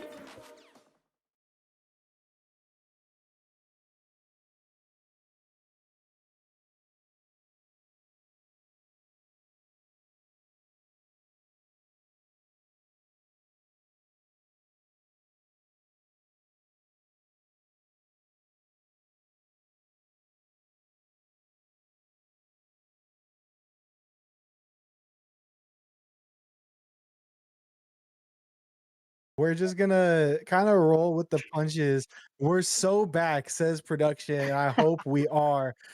We're here with RX. RX, best dressed interview that we've had to date. First and foremost, how are you feeling after the win?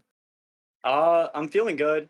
We went in there. My boys told me we need to lock down a win to get to this playoffs coming up, and I wouldn't give anything but that because we only put the best out there on the field here at Coastal. We don't stand for losses when I'm playing, so we don't work with that. And a dominant series at that. No losses, a complete sweep, 3-0 against NC-A&T. You guys look comfortable out there. But going from games 1 to game 2, your goal total dropped down a little bit. What was the cause of that? You still were able to get the win, but why did you guys score a little bit less? I definitely felt the shift from them. They definitely first game. I feel like we kind of went in there definitely a little bit more just playing Rocket League when I feel like they had something more like with the scene going on. And then second game they kind of adapted a little bit. But at the end of the day, it comes down to who can get to the ball, who can get the ball to the back of the net more times, and that's us, and it always will be us. So who goes to Going set? off going off what you just said, you said you felt like they adapted a little bit. Did you guys do any adaptation yourself once you saw the changes that they were making? And if so, what were those changes in order to keep that momentum up and seal the sweep? No, they were just playing a little bit more comfortably. Like they were able to get to the ball more, but we kind of picked up on that, started playing a little quicker, maybe a little bit more spacing between us when we noticed that they were actually able to touch the ball, and that's kind of the little bit of adaptation we did ourselves. Yeah, I mean, I think week to week we're seeing improvement from a lot of teams. You guys, especially, I feel like from week 1 to now, you guys have been playing with so much more pace and utilizing each other a lot more. What has kind of been the general grind throughout the fall so far to get you guys from week 1 to where you guys are now, where you're a little bit more in sync, you play with a little bit more tempo?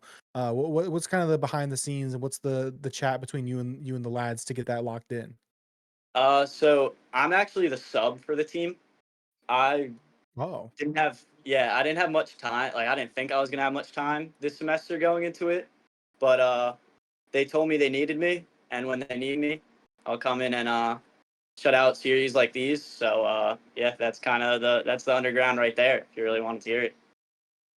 heck yeah, man! That's news to me, but glad to hear it. It's just that much more impressive seeing you on the pitch and your guys' performance here tonight. But I don't want to take up too much of your evening. I appreciate you popping on, giving us some words of wisdom here and the look behind the curtain. Before we let you go, you got any shout outs that you want to give? Of course, of course. First shout out is gonna be my Savior, Jesus Christ. And then it's gonna be followed by my family. I love my family, my teammates, all my friends here at Coastal, all my friends back at home, and just anybody who's having a great day, who's having a bad day, and my opponents today. All great people. That's it. Heck yeah, man. We love to hear it. We love to see it. Again, congratulations on the win. You guys are finishing out the season strong. Yep. Looking forward to seeing how you guys finish out week 7. But until then, we're going to have to go to a little bit of a break. We got one more match on the docket. So make sure to lock in for 9 p.m. for our final match of the night. Yep. Good luck to those teams. Bye now.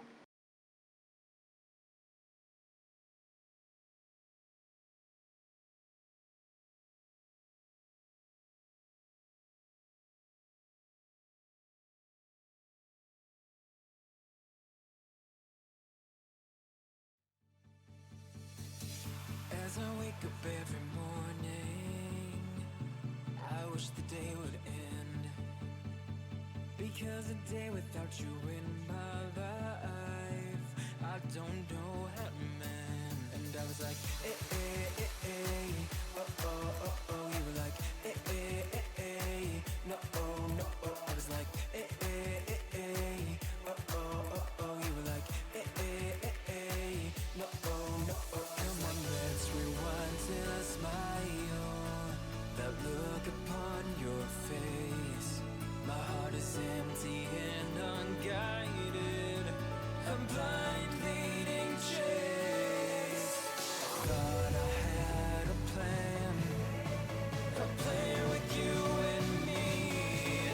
Was the villain of my own dream, breaking me down to my knees.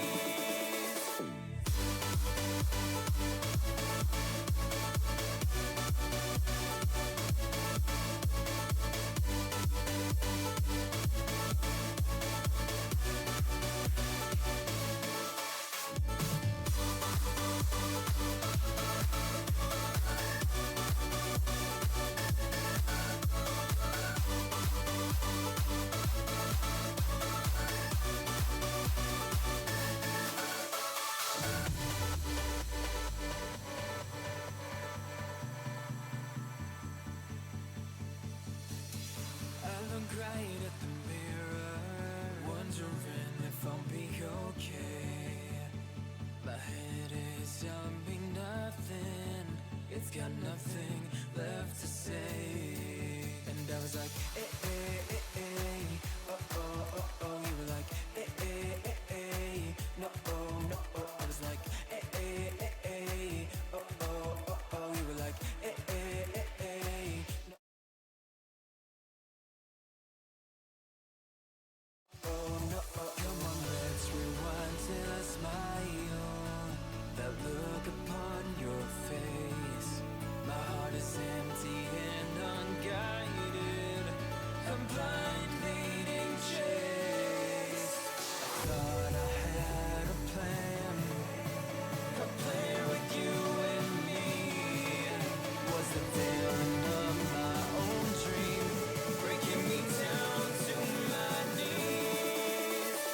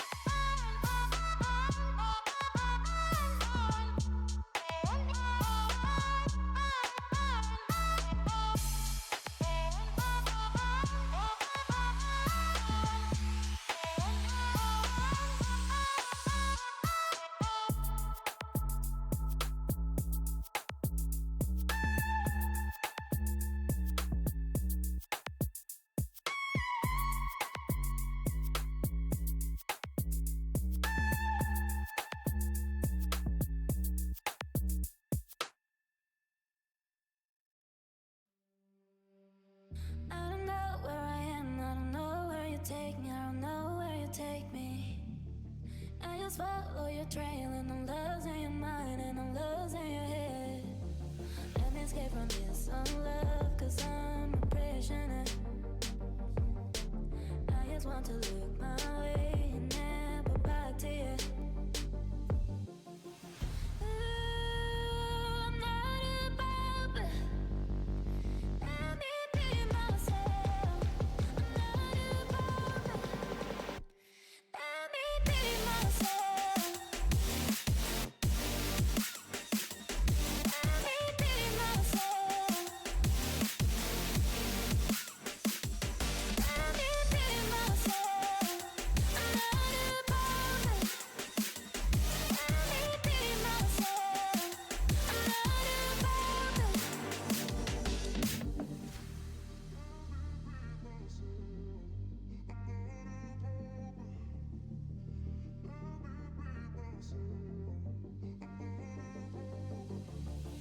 I don't know where I am, I don't know where you take me, I don't know where you take me. I just follow your trail and I'm losing your mind and I'm losing your head. Let me escape from this unlove, cause I'm a prisoner. I just want to look my way and never back to you. Ooh, I'm not above, but let me be myself. I'm not above it. Let me be myself.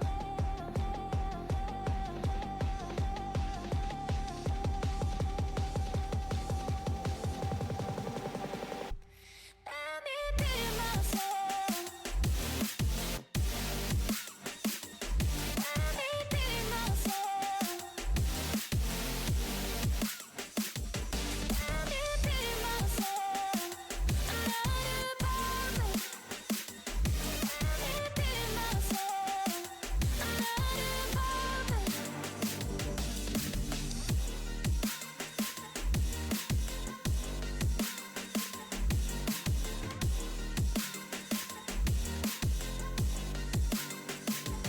Let me be myself.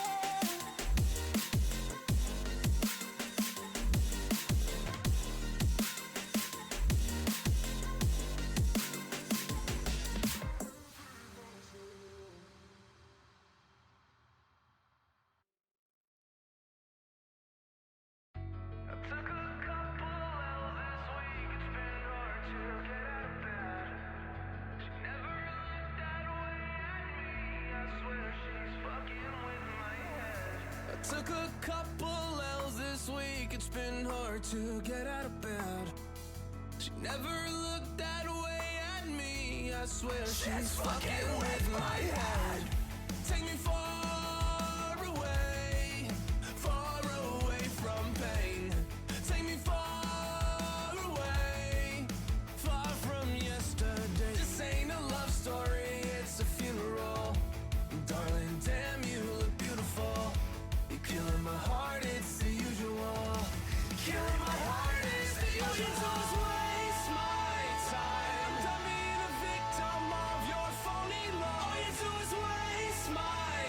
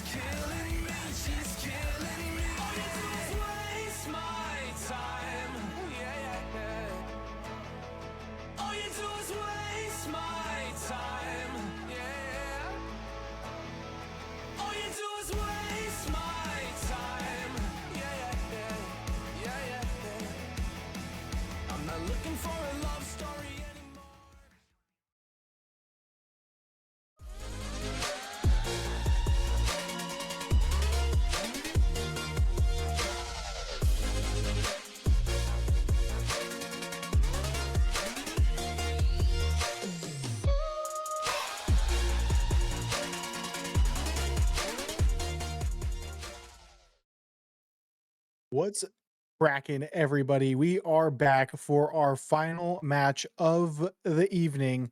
We got High Point taking on UNC Chapel Hill.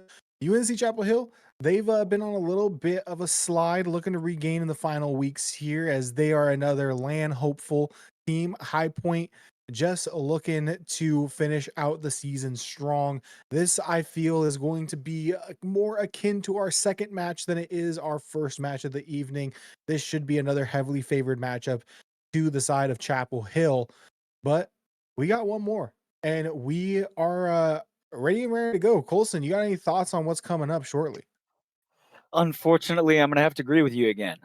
As much as it pains me to say, I really do think that Chapel Hill has the edge in this matchup. I think that they are going to keep their LAN dreams alive.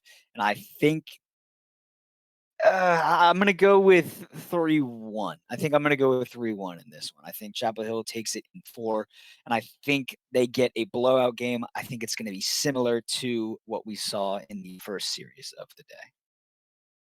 Okay, yeah, I could see a couple of blowouts here, and High Point being able to keep it close here and there. Um, Nuts in chat saying that UNC is destined to lose after he egoed their mascot at the state fair. So maybe the Tar Heels feeling a little scorned here, and they're gonna make him eat his words in chat. But yeah, I mean, we are basically all but set for kickoff for game number one in our final matchup of the night. Uh, Chapel Hill again, I think are I won't say super heavy favorites, but definitely, if I were to put money on it, I'd put it at a nice minus 180. I'd say they're pretty solidly the favorites. Um, but High Point could probably they could probably come out and do some damage though. I'm excited to see what they could do. Yeah, if you have any bets riding on this game, I think Somber has the money line right on target. It is funny here, and I'm sure that some of you have some NBA games that you're paying attention to tonight, but don't go anywhere. This Ever. is going to be a thrilling series. Again, I think UNC is going to take it. I think the Rams are able to, the Tar Heels even are able to keep this one going. But I'm excited to see what they can do. I'm excited to see High Point do some damage a little bit. I'm really hoping that they are able to do a lot of team plays. A lot when you're the underdog in series like this, the most important things that you can do are communicate with your team effectively, make sure that you don't double commit, go over the same ball as your teammate, and make sure that you are finding one another in space. I think that will be the key for a High Point to stand a chance in this series. And if you're UNC, put your mechanics on display. Show that you are individually better and put that to work as we dive into game number one. Kickoff away in the favor of High Point. Cam with the ball in the corner, taking it up in the air, starting to get those mechanics warmed up, passing play, but Trevs does well to cut it off. Crazy Shark with a crazy car for us today. I think that's the Mariachi Topper and the Lucky Horseshoe. Skirp with a ball down, keeping it close, but Trevs does the same. Cam popping it over into the High Point corner, keeping the pressure on for UNC. Crazy Shark up early, Calamity putting it into the corner for safety again. Right now, I think UNC is doing a great job. Skirp finally putting mechanics on display, but it is cut out early by Trevs. As much as the compliments I'm giving UNC, I think High Point's doing well on defense. Granted, they're on defense and have been for 45 seconds the entirety of game number one. But if it stays like this, I think the game will be close.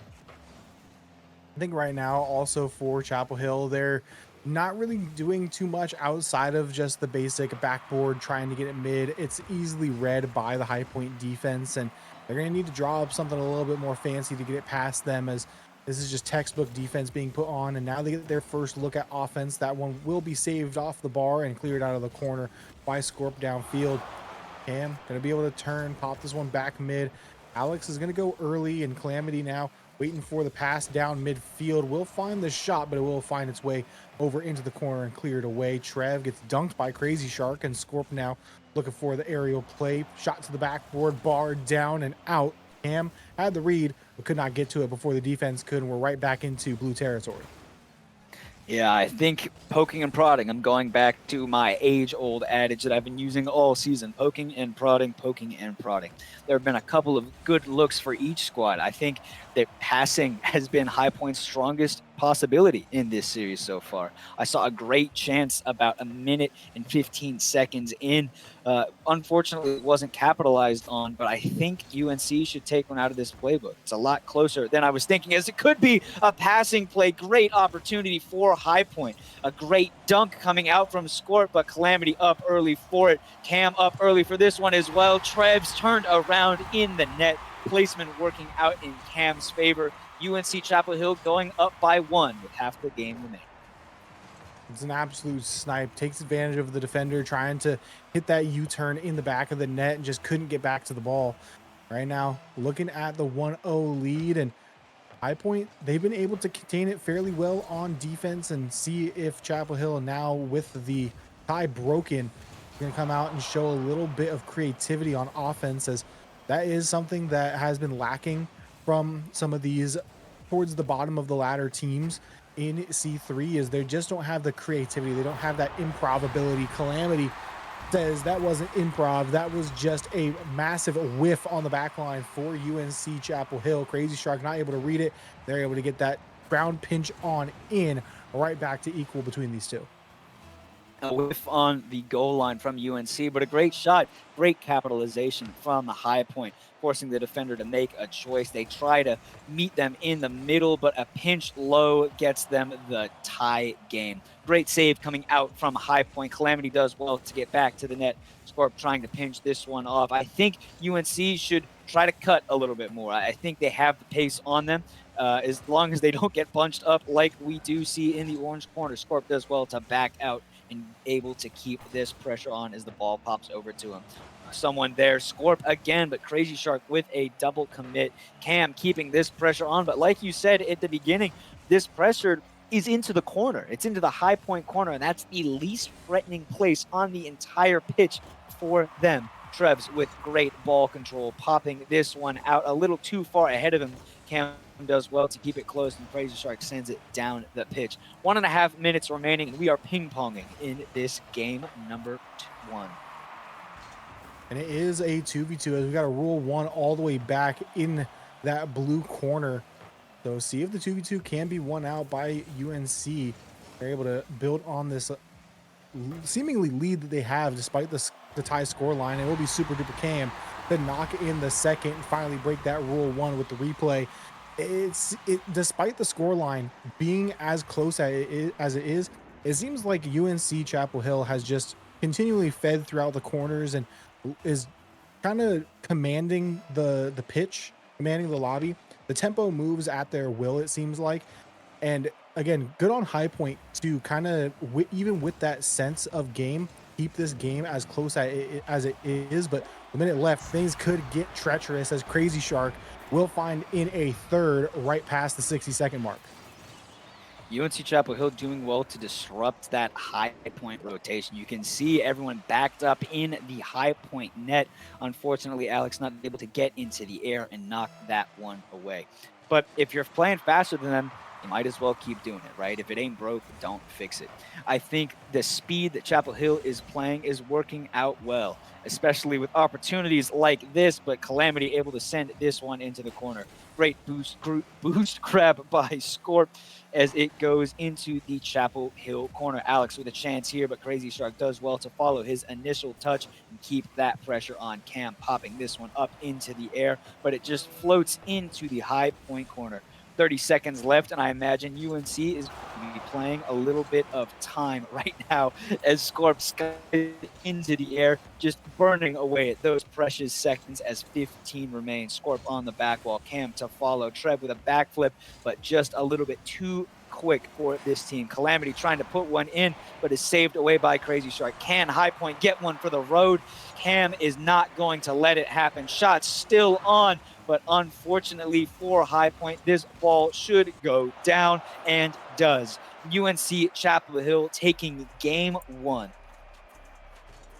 And again, it felt like they were in full control despite the score line. Again, 3-1 looking a lot better than it did, but a tie game for a majority of that series, or excuse me, of that series opener. It's just not as convincing as I thought it would be, given the kind of the vibe of the lobby.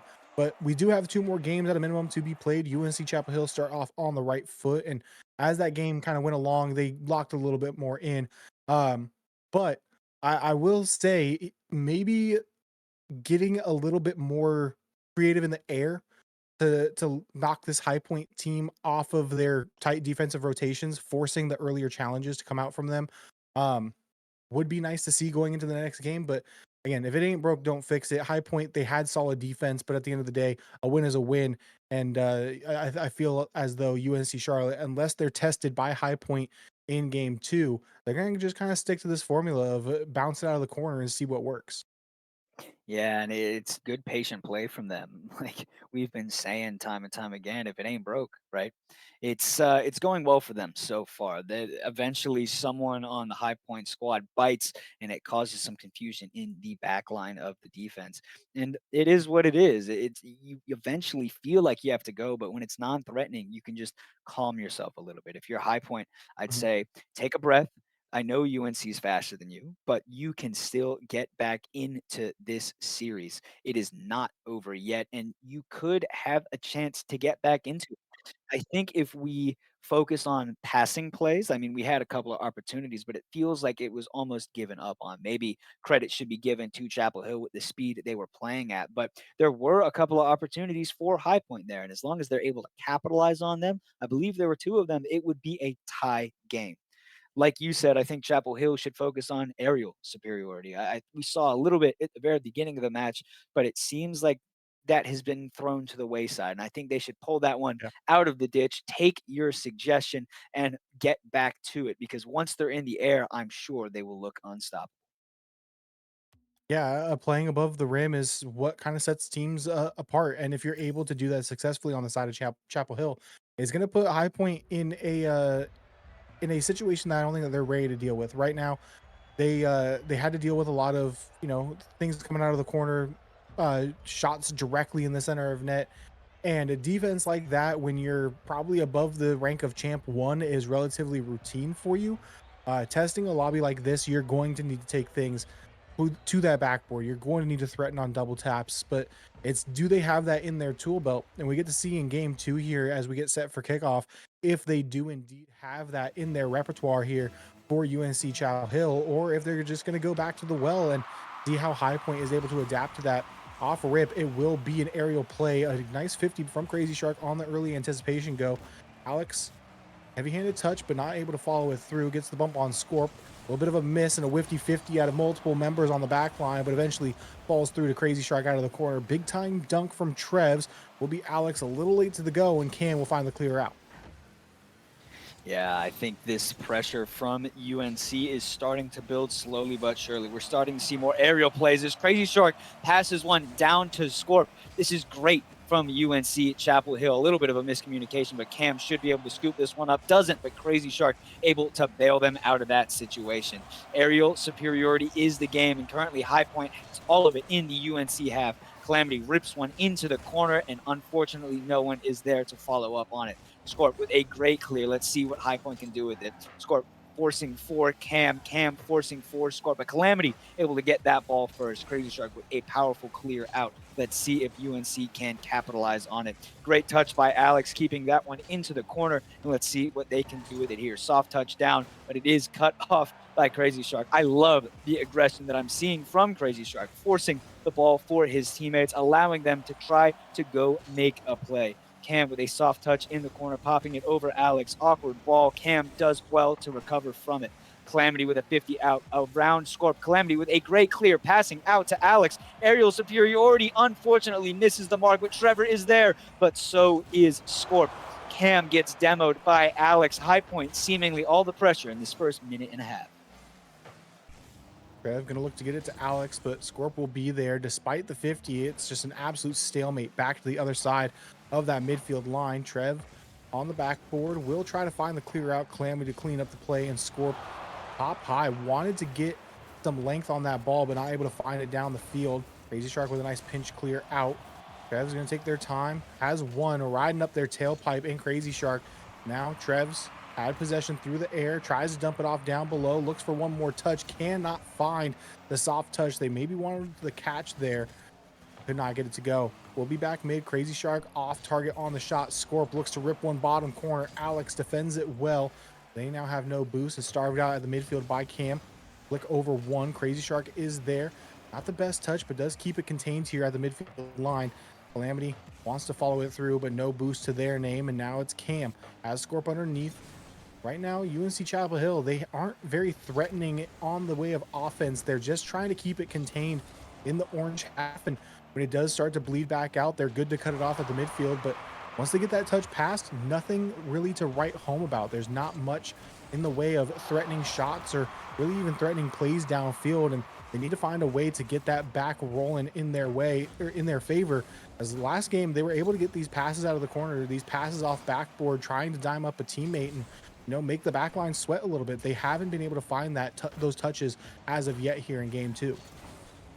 Yeah, I completely agree. Right now, High Point is looking like they have all the pressure. The aerial presence that I thought UNC Chapel Hill was going to have, High Point seems to have. They're linking up. It is still 0-0, so I'm not going to get ahead of myself just yet. I think that UNC has done well defensively, even when faced with these threatening shots. And Crazy Shark with a ceiling pinch of his own. Aerial game starting to blossom in game number 2 for both teams. Scorp with an air dribble over one, going for a reset, but unfortunately drops it in the corner. Cam follows up on it and steals the boost. That is a great play for Chapel Hill. They're starting to starve out this High Point defense, and eventually I think things will crack. Open net. Scorp, can you shoot it? You will! What a great bump from Cam, doing all the heavy lifting on that play, putting it on, getting back down and bumping Trevs out of the net. Calamity can't get there, and Scorp puts that into the top right corner. 1-0 with 1 minute left. Chapel Hill is up. Placement was about as perfect as you could ask for as well on that shot. You get it just enough inside the net that Alex can't reach it off the backboard. The ever crucial bump from Cam down below as well to really open up that lane. And the precision comes out for Chapel Hill. And we get to see here if High Point can test them here. Late game, tight contest between these two, and a big bounce back so far from High Point. Again, despite the score line, it feels like a game that High Point has kind of dominated, but Chapel Hill are the ones out on top right now. Calamity gets starved out in the corner. One single boost to their name. Not going to use it yet. Wants to get that extra little oomph on maybe a touch. Travis will get dunked out by Cam. Cam forced to go early, not able to make contact, and Scorp 2 touches out of the corner. Will put pressure on Calamity to go. Heavy-handed bounce off the backboard, and again, happy to play time here. You got 8 seconds left on the clock. Need to just ever precious seconds drain off this clock, and still, Chapel Hill gonna take the game. The scoreline is not convincing, but a win is a win. High Point did bounce back in a big way in that game too, but it was not enough. But going into game number 3, High Point is starting to get on a roll. They're starting to find a little bit of a rhythm. UNC Chapel Hill, if they want to end this in the next game, they need to find some creativity on offense. I completely agree. And again, a win is a win. So congratulations to Chapel Hill for getting this game number 2. But in my opinion, High Point had all the pressure. If they're able to capitalize on the opportunities that they had, they'll be able to walk away, and this series would be tied 1-1. It is good news for them, though. They're getting these looks, and now they've had their reps, and this game 3 is where it matters. You don't want to get swept. You don't want it to be like series number 2. You want to come back and maybe get a reverse sweep of your own. Chapel Hill, if it ain't broke, don't fix it, right? They have 2 wins, but it is getting scarier for them. A 1-goal game in game number 2. Like you said, I think I need a little more creativity. The play that went in was an assist, Cam to Scorp, and then a bump from Cam. The offense looked creative in that moment, if only for a second. But if Chapel Hill only needs a second to win a game, then by all means, keep doing you. High Point looking to get back into this game and into this series as we kick off in game number 3. think the big thing to wrap out that game too was, again, despite only one on the scoreboard for UNC, they were able to get those corner plays start connecting again, and that's what really put the pressure on High Point and really started to break down their defense. Was they were getting the corner starves, they were rotating back to midfield, putting it through the corner, having an aggressive second man, but you need for the full 5 minutes. You can't wait until the final minute and a half, 2 minutes to get one play to fall your way. In game 3, this is going to be survival mode here for High Point.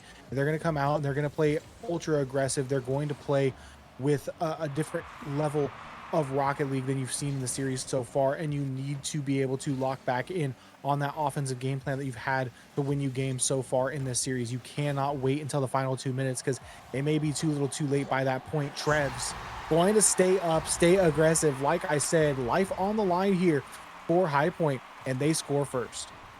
Trevs has just become my favorite player on the pitch, namesake with my brother, and I am happy to see him put one in the goal. High Point up 1-0 with 4 minutes remaining, and that's what I like to see from them. They're starting to connect on these opportunities that they're given. I think that was their biggest and only glaring issue in the last game, but now that they're starting to connect with one another, I think this pressure can build. Alex with a great cut, causing some awkward rotations for UNC, where they're communicating well, spacing well against one another. The great 50 out from Crazy Shark, but the pressure is still on. I think some of these touches out from High Point are not useless, that's not the word I'm looking for, but I don't think they are anticipated. I think they're just kind of going for the ball and hoping that a UNC defender will bite on them. I think I need a little more intention in each of these touches. I think a pass back, a force back, just getting it somewhere to your teammate, being aware of your teammates could really be the difference maker for High Point. UNC, I don't dislike what they're doing so far. I think that they're getting beat a little bit, but they look composed. They look calm. They look confident in their game plan. I think that with time going on, unless High Point wants something to say with it, and they cut me off as I was about to give Chapel Hill some praise. The wall of defense that they were able to put up was broken by yet another passing play. Calamity over to Alex and puts the High Point team up by 2 with 3 minutes left. And credit to High Point, they also did a good job of starving out UNC. 2 people on the side of Chapel Hill, no boost. Crazy Shark, the only one with a full tank. And they go early, anticipating that shot to have a little bit more power behind it. They end up flying past the ball, and they get their second to fall in. So credit to High Point, just being able to live on this blue half so far, but these clears out might be a little bit dangerous here, as that's going to be, I think, a team pinch. It looked like it had an orange trail. We'll see here on the replay. Scorp just skies it. You have 2 back, Calamity and Trev. Trev just ends up juking out their teammate and getting the doink of a lifetime into their own net. UNC Chapel Hill are going to be gifted one here to cut the lead in half. Yeah, and if you're Trevs, I think that is a highlight moment. Just swap the colors on the field, and that is a beautiful shot. A crazy touch coming out, but High Point looks like they haven't missed a beat. Trevs trying to make up for the touch he just had chasing this ball. Calamity getting pressure on Alex. Full boost. Can you do anything with it? Scorp with the pre-jump and able to knock this one back into the corner. Trevs up early, bounce over one. Calamity with a shot and a beautiful goal. Calamity slotting one into the top left corner, immediately getting back the accident goal. Trevs with a great assist. All the players from the High Point getting involved in this game number 3. What an angle being found by Calamity. Just makes the air roll adjustment, flips through it. Well, might be one off the kickoff. Trebs will be able to get back in time. Scorp will take a boost, taking it to the ceiling, plays it back down. Thought they were going to have a little bit of an opening on the defense. Big time 50 from Cam. Crazy Shark gets it back mid, but no teammate available. This is going to be a long shot on target. Scorp will find it off the ding. Cam, a little bit too fast for their own good, ends up flying past that ball. Will be able to rotate back and find the 50, but now leaving Scorp out on an island. They get demoed. That's going to be a nice read from Calamity, but a better defensive stop on the side of Cam. UNC Chapel Hill, minute 35 left on the clock. Need to find 2, and right now having a trouble getting out of their own half. The demos are starting to come through as well here for High Point. Cam gonna sky this one and find it through the corner. Plenty of boost to catch back up, but Again, another long clear, not really intentional by the side of Chapel Hill. That's going to be a miscommunication as Crazy Shark had the shot. That's not going to lead to a triple commit, and then the secure will come through, or rather, the secure from the defense. Calamity still credited with that long shot from the midfield stripe. They just put one more on to make sure that they have this one in the bag. Yeah, I think High Point's sense of urgency is showing at the correct moment. They are absolutely sending it, even with low boost, and that presence in the midfield when you're at low boost is what's winning them this game. Number 3, hello, Scorp. What an absolutely beautiful shot. Trebs scored on his own net earlier, and Scorp able to repay the favor. I don't know if that was intentional or not, but it was beautiful regardless. High Point with a 5th goal, but all credit goes to UNC Chapel Hill. 5-1 with 1 minute remaining in game number 3. Sometimes the setup is too good to not score on your own net. You just say, this is too beautiful to not score. And we're seeing double commits, we're seeing own goals. Right now, this may just be a GG go next, run out the clock, hit some own goals, get the vibes back feeling good, and just have some laughs in the VC when these guys go into an eventual game 4, unless they have the most immaculate comeback and they're able to kind of regain on the mental side of things as well. Calamity looking for a 6th, has the double lined up, will find it through off the top of the opponent, gets the dunk in as well. 6-1 now here for High Point. Yeah, Calamity putting one on his own highlight reel, maybe seeing that one on Twitter later, especially if this reverse sweep comes to fruition. 6-1, we are on our way down to South America. We're probably somewhere in Panama right now, not there all the way. Scorp has something to say about it, getting a flip reset, but Trebs sending it early. The pressure and presence from High Point is doing wonders. Running a little interference is Calamity, causing the UNC Chapel Hill offense to not be there. I don't know if UNC Chapel Hill fell at the wheel a little bit or if High Point just woke up, because this is a completely different series than what we saw in games 1 and 2. High Point is looking great. Chapel Hill not out yet. They have 2 more games to seal the series, but High Point is on their way back with a ferocious game number 3.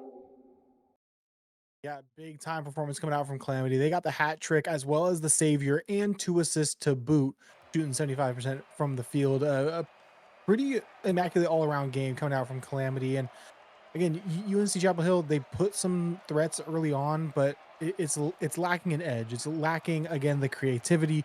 We're not seeing anything other than just routine cookie cutter offense coming out from Chapel Hill. They need to be able to put together a better stint in the orange half than just a couple of shots, then you walk away and rotate back downfield. High Point now have shown that they can score at an elite clip. They can go ahead and put bunches and bunches of goals in the back of the net. You need to find a way to, one, not overcommit when you're trying to now get yourself back in this series and not spiral out of control. And 2, you need to, again, show me something on offense. I have not been impressed by the offense put up by UNC Chapel Hill so far. You need to do something to have me convinced that you should be winning this series, because right now, after this game and 2 close games before it, High Point to me still show that they have a dog in this fight. I completely agree. I think they have more than one dog in the fight after a showing like that. I think what they did was they stopped biting things that weren't threatening. The boomer ball into the corner is not as effective as it was in the earlier games. And all credit to High Point for that. 6-1, the scoreline in game number 3 is a 50-50 on the kickoff. Could be an opportunity for High Point to score. Calamity takes it to the air, flip, reset, pop, over, score, but Cam is there to alleviate some of that. I think that High Point is taking the plays out of UNC Chapel Hill's book, booming it into the corner, powerful enough to pop back middle, causing a little bit of chaos on the back line. 2 UNC defenders go, but they are able to bail themselves out of this one. Calamity keeping it close, possibly looking for Alex in the middle, pop over 1, but Crazy Shark fast as ever, able to sniff and cut that one out. Ball in the High Point corner. Calamity taking it up to the ceiling, and another aerial play from them, trying to get a double off the ground. Fake out and goal for Trebs. Beautiful fake from High Point. Calamity with credit for the assist, but I think all credit goes to Alex. freezing Crazy Shark on that back line, allowing Trevs to stream in and take the lead. And Calamity as well, getting that bump off of the air dribble attempt did a lot to freeze up that back line on the side of UNC Chapel Hill. They weren't expecting the bump to come through and left that last man on back post just that little bit extra hesitant. And that's what really opened up the net. And again, the fake was absolutely picture perfect to get that one in. Cam gonna rip a shot and another one followed up by Crazy Shark. And this is what we've been lacking. The second man for UNC Chapel Hill. It comes in flashes, but you need to find some consistency out of it. Crazy Shark, that's all you need to do. Put a threat on, make High Point jump. They've been a jumpy defense. You need to be able to capitalize on that and have a second man just ready to rip another shot. Off kickoff, this one not going to be benefited by the roll-up post, and Calamity will maintain possession off the back wall. Early challenge again by Crazy Shark, and I like the early challenges coming out as well from Crazy Shark. We saw it early in last game, and then for some reason they just stopped doing it. You need to be able to put the pressure on this High Point team to get the ball out of their hands quickly. Do not give them time. Do not give them space. Do not give Cam a lane to shoot. Crazy Shark on the follow-up, just a touch too late on the rebound. We're still stuck here at 1-1. This is going to be an open net. Scorp can't catch back up to it. Crazy Shark again, the 50 up the sidewall, putting pressure on Alex. It's down to Calamity. Cam can have all the time in the world to turn and pop up this one back into High Point territory. And again, UNC Chapel Hill, they're starting to do everything correct. They're starting to do everything that they should be doing, and what they did in game one. They're looking back to form here. They're just peltering this net with shots, and Crazy Shark again. The follow-up second man wins you games. They get you the second here for Chapel Hill. Chapel Hill looking a lot more threatening in this game number 4. There is a little bit of that corner ball that we're used to seeing, but now they're taking a step forward. Instead of keeping it in the corner, we're rotating through. We're going into that back line, causing some disruptions, and that is leading to some success. High Point not content with just that, though. Calamity taking it to the backboard. High Point is still very much in this game and in this series, but they are going to have to keep their foot on the gas as UNC Chapel Hill has brought their game to another level. Ball floating in the High Point corner, popped out by Crazy Shark. Alex backward, finding Calamity, but a whiff on the ball. Scorp does well to keep the pressure on into the High Point half. Pop over, pinch a little bit too far. Crazy Shark in the corner, in the wings, in waiting. Cam with a pop down over one, but Alex does well to put it into safety. Scorp with a pop out mid. This could be it, but Calamity does well with a long clear. Crazy Shark, great pre-jump up early, bailing UNC Chapel Hill out. A little confusion on the back line as this High Point pressure mounts. It seems like they found their footing yet again in game number 4. Trevs early going for a sidewall read. Pinch out and up. This is awkward, but it is recovered well. UNC Chapel Hill bailing themselves out yet again. The opening 3 minutes, the rotations from Chapel Hill have looked as pristine as you can have them be right now, but despite the let's say relapse on that, going back to just bumping each other and missing, they did not give up a goal, so credit to them, and they need to lock back in as these final 90 seconds start to tick down here in game 4. They want to try to seal the deal and put a little bit of cushion underneath this lead. Scorp will do well to find the clear out. A little bit of a double commit again, leaves last man on an island. Cam will find the clear back out, but right into the hands of Alex, waiting there on the sidewall. Will now try to 50 once more. There's going to be a free ball, but a great anticipation save coming out from Cam. Will find the save, get that one back into High Point half. Calamity wants the second touch out of the corner, will not find it. Cam cutting off Crazy Shark. Crazy Shark not able to win the foot race out. Calamity pops it back over to the sidewall, trying to find some safety, but it is not there. Crazy Shark is able to delay this attack just a little bit. Calamity low boost over to Alex, gonna rip it on an open net, and just like that, the lead is gone, and High Point is back in this one. 45 seconds left. You got to take this one if you want to send it into a game 5 and complete your reverse sweep. Great passing play coming out from High Point. Like I said at the very beginning, that's what you need to break this Chapel Hill defense, and they are finding their teammates in spades. Pinch off the ceiling. Trev going for a clip that Zen is known for. Scorp gets a great clear out, and this could be in if it wasn't wide. Calamity was caught out on rotation there and is thanking his lucky stars that that one didn't find the back of his net. Pressure is not off though, as Crazy Shark gets a demo onto Trevs. Alex does well to keep it into the corner and pop it out. This could be big. Crazy Shark, Calamity fakes for his teammate. Trevs pops over one. Could be a shot, but Cam is there. Calamity's going to have to control this one well in order to keep it from being threatening, and does. Calamity sends it again, beating two defenders. Alex going a third this time. Calamity up, Scorp beats, but this ball bounces effortlessly. UNC tries to keep it up. Scorp early shot and off the post. Unbelievable. That could be High Point's ticket back into this game and into this series as we head to overtime. Crazy Shark going to do well to 50 that one out early here in overtime. Scorp going to give some space now to Cam. Full tank of boost. 50 goes over to that left-hand side wall. Need to go early. Scorp does well again to challenge right now. Chapel Hill put on their back foot. Big time whifty 50 at the midfield. Calamity tops up the tanks and leaves that one up to Alex. Scorp able to find the chip back mid. Crazy Shark was there, but Calamity able to snuff that one out and get it out of harm's way. Trevs hands it right back to Crazy Shark. They have no boost, and Calamity going to launch it downfield. Scorp is there, trailing Trevs, trying to shadow him as best as they can to go in net. Scorp awkward on that back wall for UNC Chapel Hill. Big time dunk from Scorp, but no boost to follow. Shot from Trevs is going to be good, but defended by Cam. Will be Scorp again, 50 in the skies. Trevs finds the bump. Cam able to rotate back in. It's going to bounce dangerously mid. Scorp puts up a hand, interrupts the path on the shot. This one's going to be a lob shot all the way down. Alex will find the save and the demo to relieve some of that pressure off the counter. There's one back mid again. Demo at the midfield. Cam puts it just far left. Tries it on the back flip. Crazy Shark was there for the rebound though, and a little bit of a miscommunication here in OT as Chapel Hill still on the attack. Crazy Shark looking to cut this one back around, and again the defense coming through for High Point. Scorp is up, sinks the shot, center of net, and just like that, UNC Chapel Hill come back in this one and win it in OT. I think the nerves of this overtime were getting to High Point. I think their eyes were set on game number 5, and they lost a little bit of focus that they needed in this game number 4. Congrats to UNC Chapel Hill as they take this one in similar fashion to the series that we saw first today.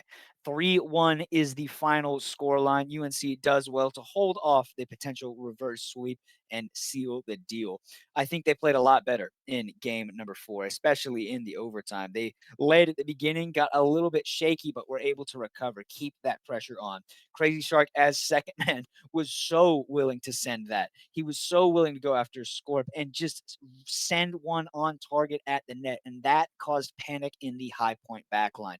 Eventually, they ran out of boost, and it became a show for Scorp, sinking that last one and crushing High Point's dreams at a reverse sweep.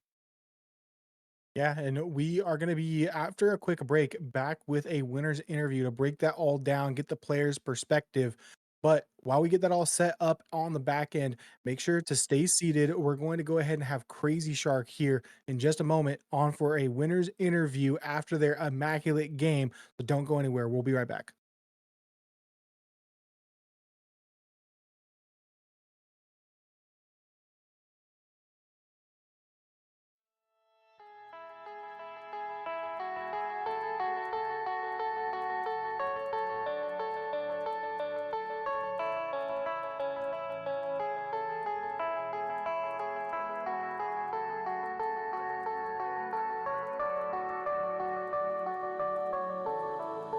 Heard them say our best days pass us by,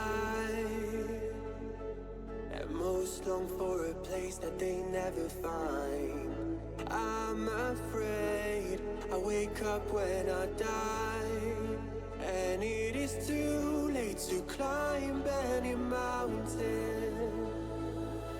Time is of the essence, the blood running through our core.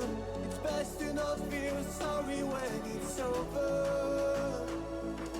I will be the greatest that you've ever seen before, and I'll stay eternal.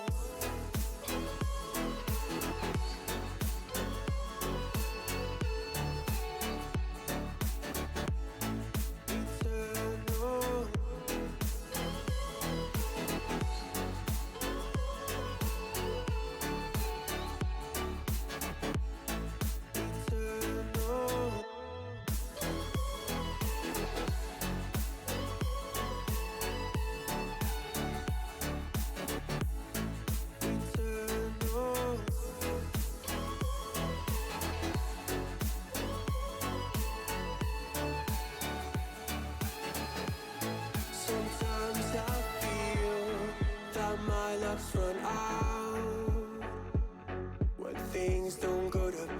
kinda lose my mind.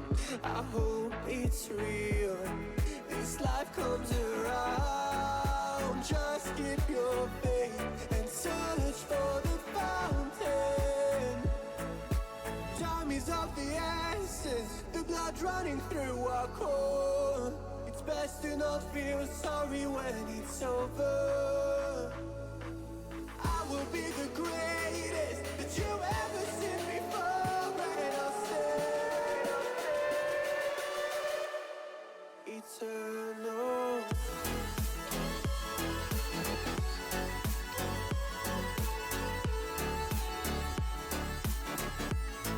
Eternal.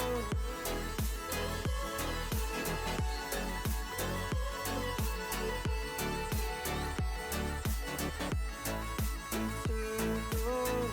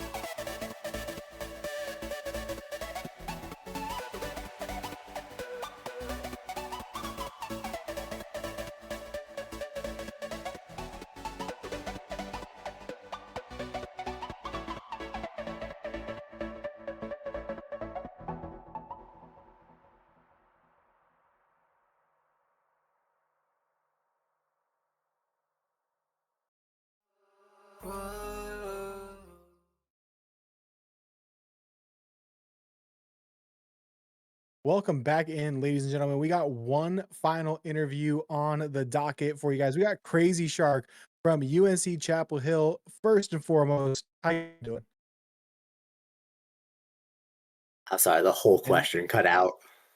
oh, just how you doing? How you feeling after the win? Oh, I'm doing good. It's win is always such a exhilarating feeling to come out of that last game, and there's nothing quite like it, I found.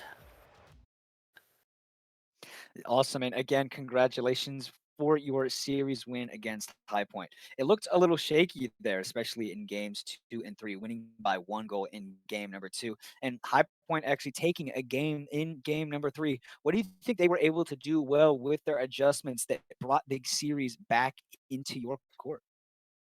Yeah, they did a really good job getting a lot of physical pressure on us. Lots of bumps and demos and boost steals, and we were just stuck on our side a bunch. I think game 4 we did a good job adjusting to that. I went after some more demos on their end. We did a better job pathing through the pads and stuff, and just good adjustments all around. I think that helped us climb back from the shaky middle half. I completely agree. I really appreciated your pressure that you were able to build, like you said, with demos. Your presence as second man, always willing to send it, I think really broke through the High Point defense. I spoke about the adjustments they were able to make, and you spoke briefly about the adjustments that you were able to make to get back into this series. Did it feel more comfortable when you first started out, or do you think with these second adjustments, do you think you felt more comfortable at the end of the series? I felt much more comfortable in game 4. I think coming into game 1, I'm always feeling a little nervous. It doesn't matter if the team is supposed to be way better than us or supposed to be a easy win. It's always the same feeling of, okay, let's come out here and perform. And then I think game 2 and 3, my mental is like the worst it ever gets. And then game 4, it's either like total collapse or locked in. And thankfully we got locked in today. I started having a lot better chemistry on the field and able to come out and get the win. Like, yeah, it's nice to get a little bit of insight behind the scenes throughout the series, and taking a step back from the game, I've been wanting to ask you guys as soon as we saw the new logo for C3, if we were to get one of you guys on for a winners interview, do you feel that you have the best club logo in all of collegiate esports? Oh, absolutely. It's not even close. Our graphic designers are like SSL graphic designers. I've never seen anyone better. Yeah, dude. I know that there is some chatting back and forth between some of the production people. I personally think that it's up there. It's definitely one of the best in all of collegiate esports, and I'm glad to know that you're also riding or dying by the logo as well. But hey, again, I appreciate your time. Appreciate the words of wisdom. Before we let you go and enjoy the rest of your evening, you got any shout outs you want to give? Absolutely. Shout out to my teammates, Scorp and Cam. Great series today. Shout out to all my other Rocket League teams that I manage here at Chapel Hill. Including my team, there's 4 of us. And one of them, the A team, is live right now at UNC_esports. They're playing their playoff match against Clemson. They are up 3-2 in the series. Go check them out. Hey, heck yeah. Make sure to tune in. More Carolina's action over for CCS on the UNC Esports channel. And that's a great segue. We're going to go ahead and plug them. Make sure to trail this stream right into that one for more Rocket League action as we wrap up the night. But again, Crazy Shark, appreciate your time. Appreciate the words you had here on your winners interview. Congratulations again on the win. But hey, that's the wrap up to our week. And we'll see you next Tuesday for the final week of regular season play. Until then, I've been Somber. Along with me tonight has been Colson, and we'll catch you on the next one.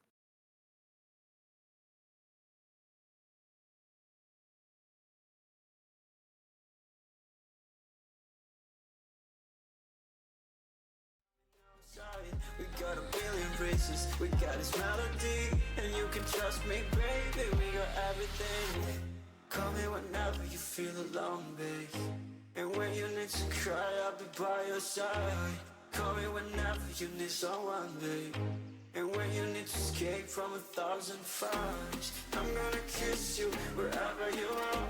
And and I'm gonna miss you. I will never lie. Call me whenever you need someone, babe. We're running in the jungle of love.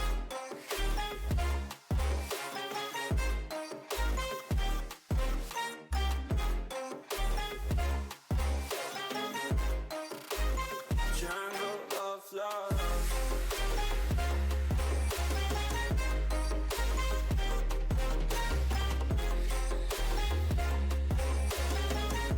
We're running in the jungle of love. Listen to my conditions, I got you on my mind. You were stuck in my head and I don't know why. We got a billion reasons, we got this melody. And you can trust me, baby, we got everything. Call me whenever you feel alone, babe. And when you need to cry, I'll be by your side. Call me whenever you need someone, babe. And when you need to escape from 1,000 fires, I'm gonna kiss you wherever you are. And I'm gonna miss you, I will never lie.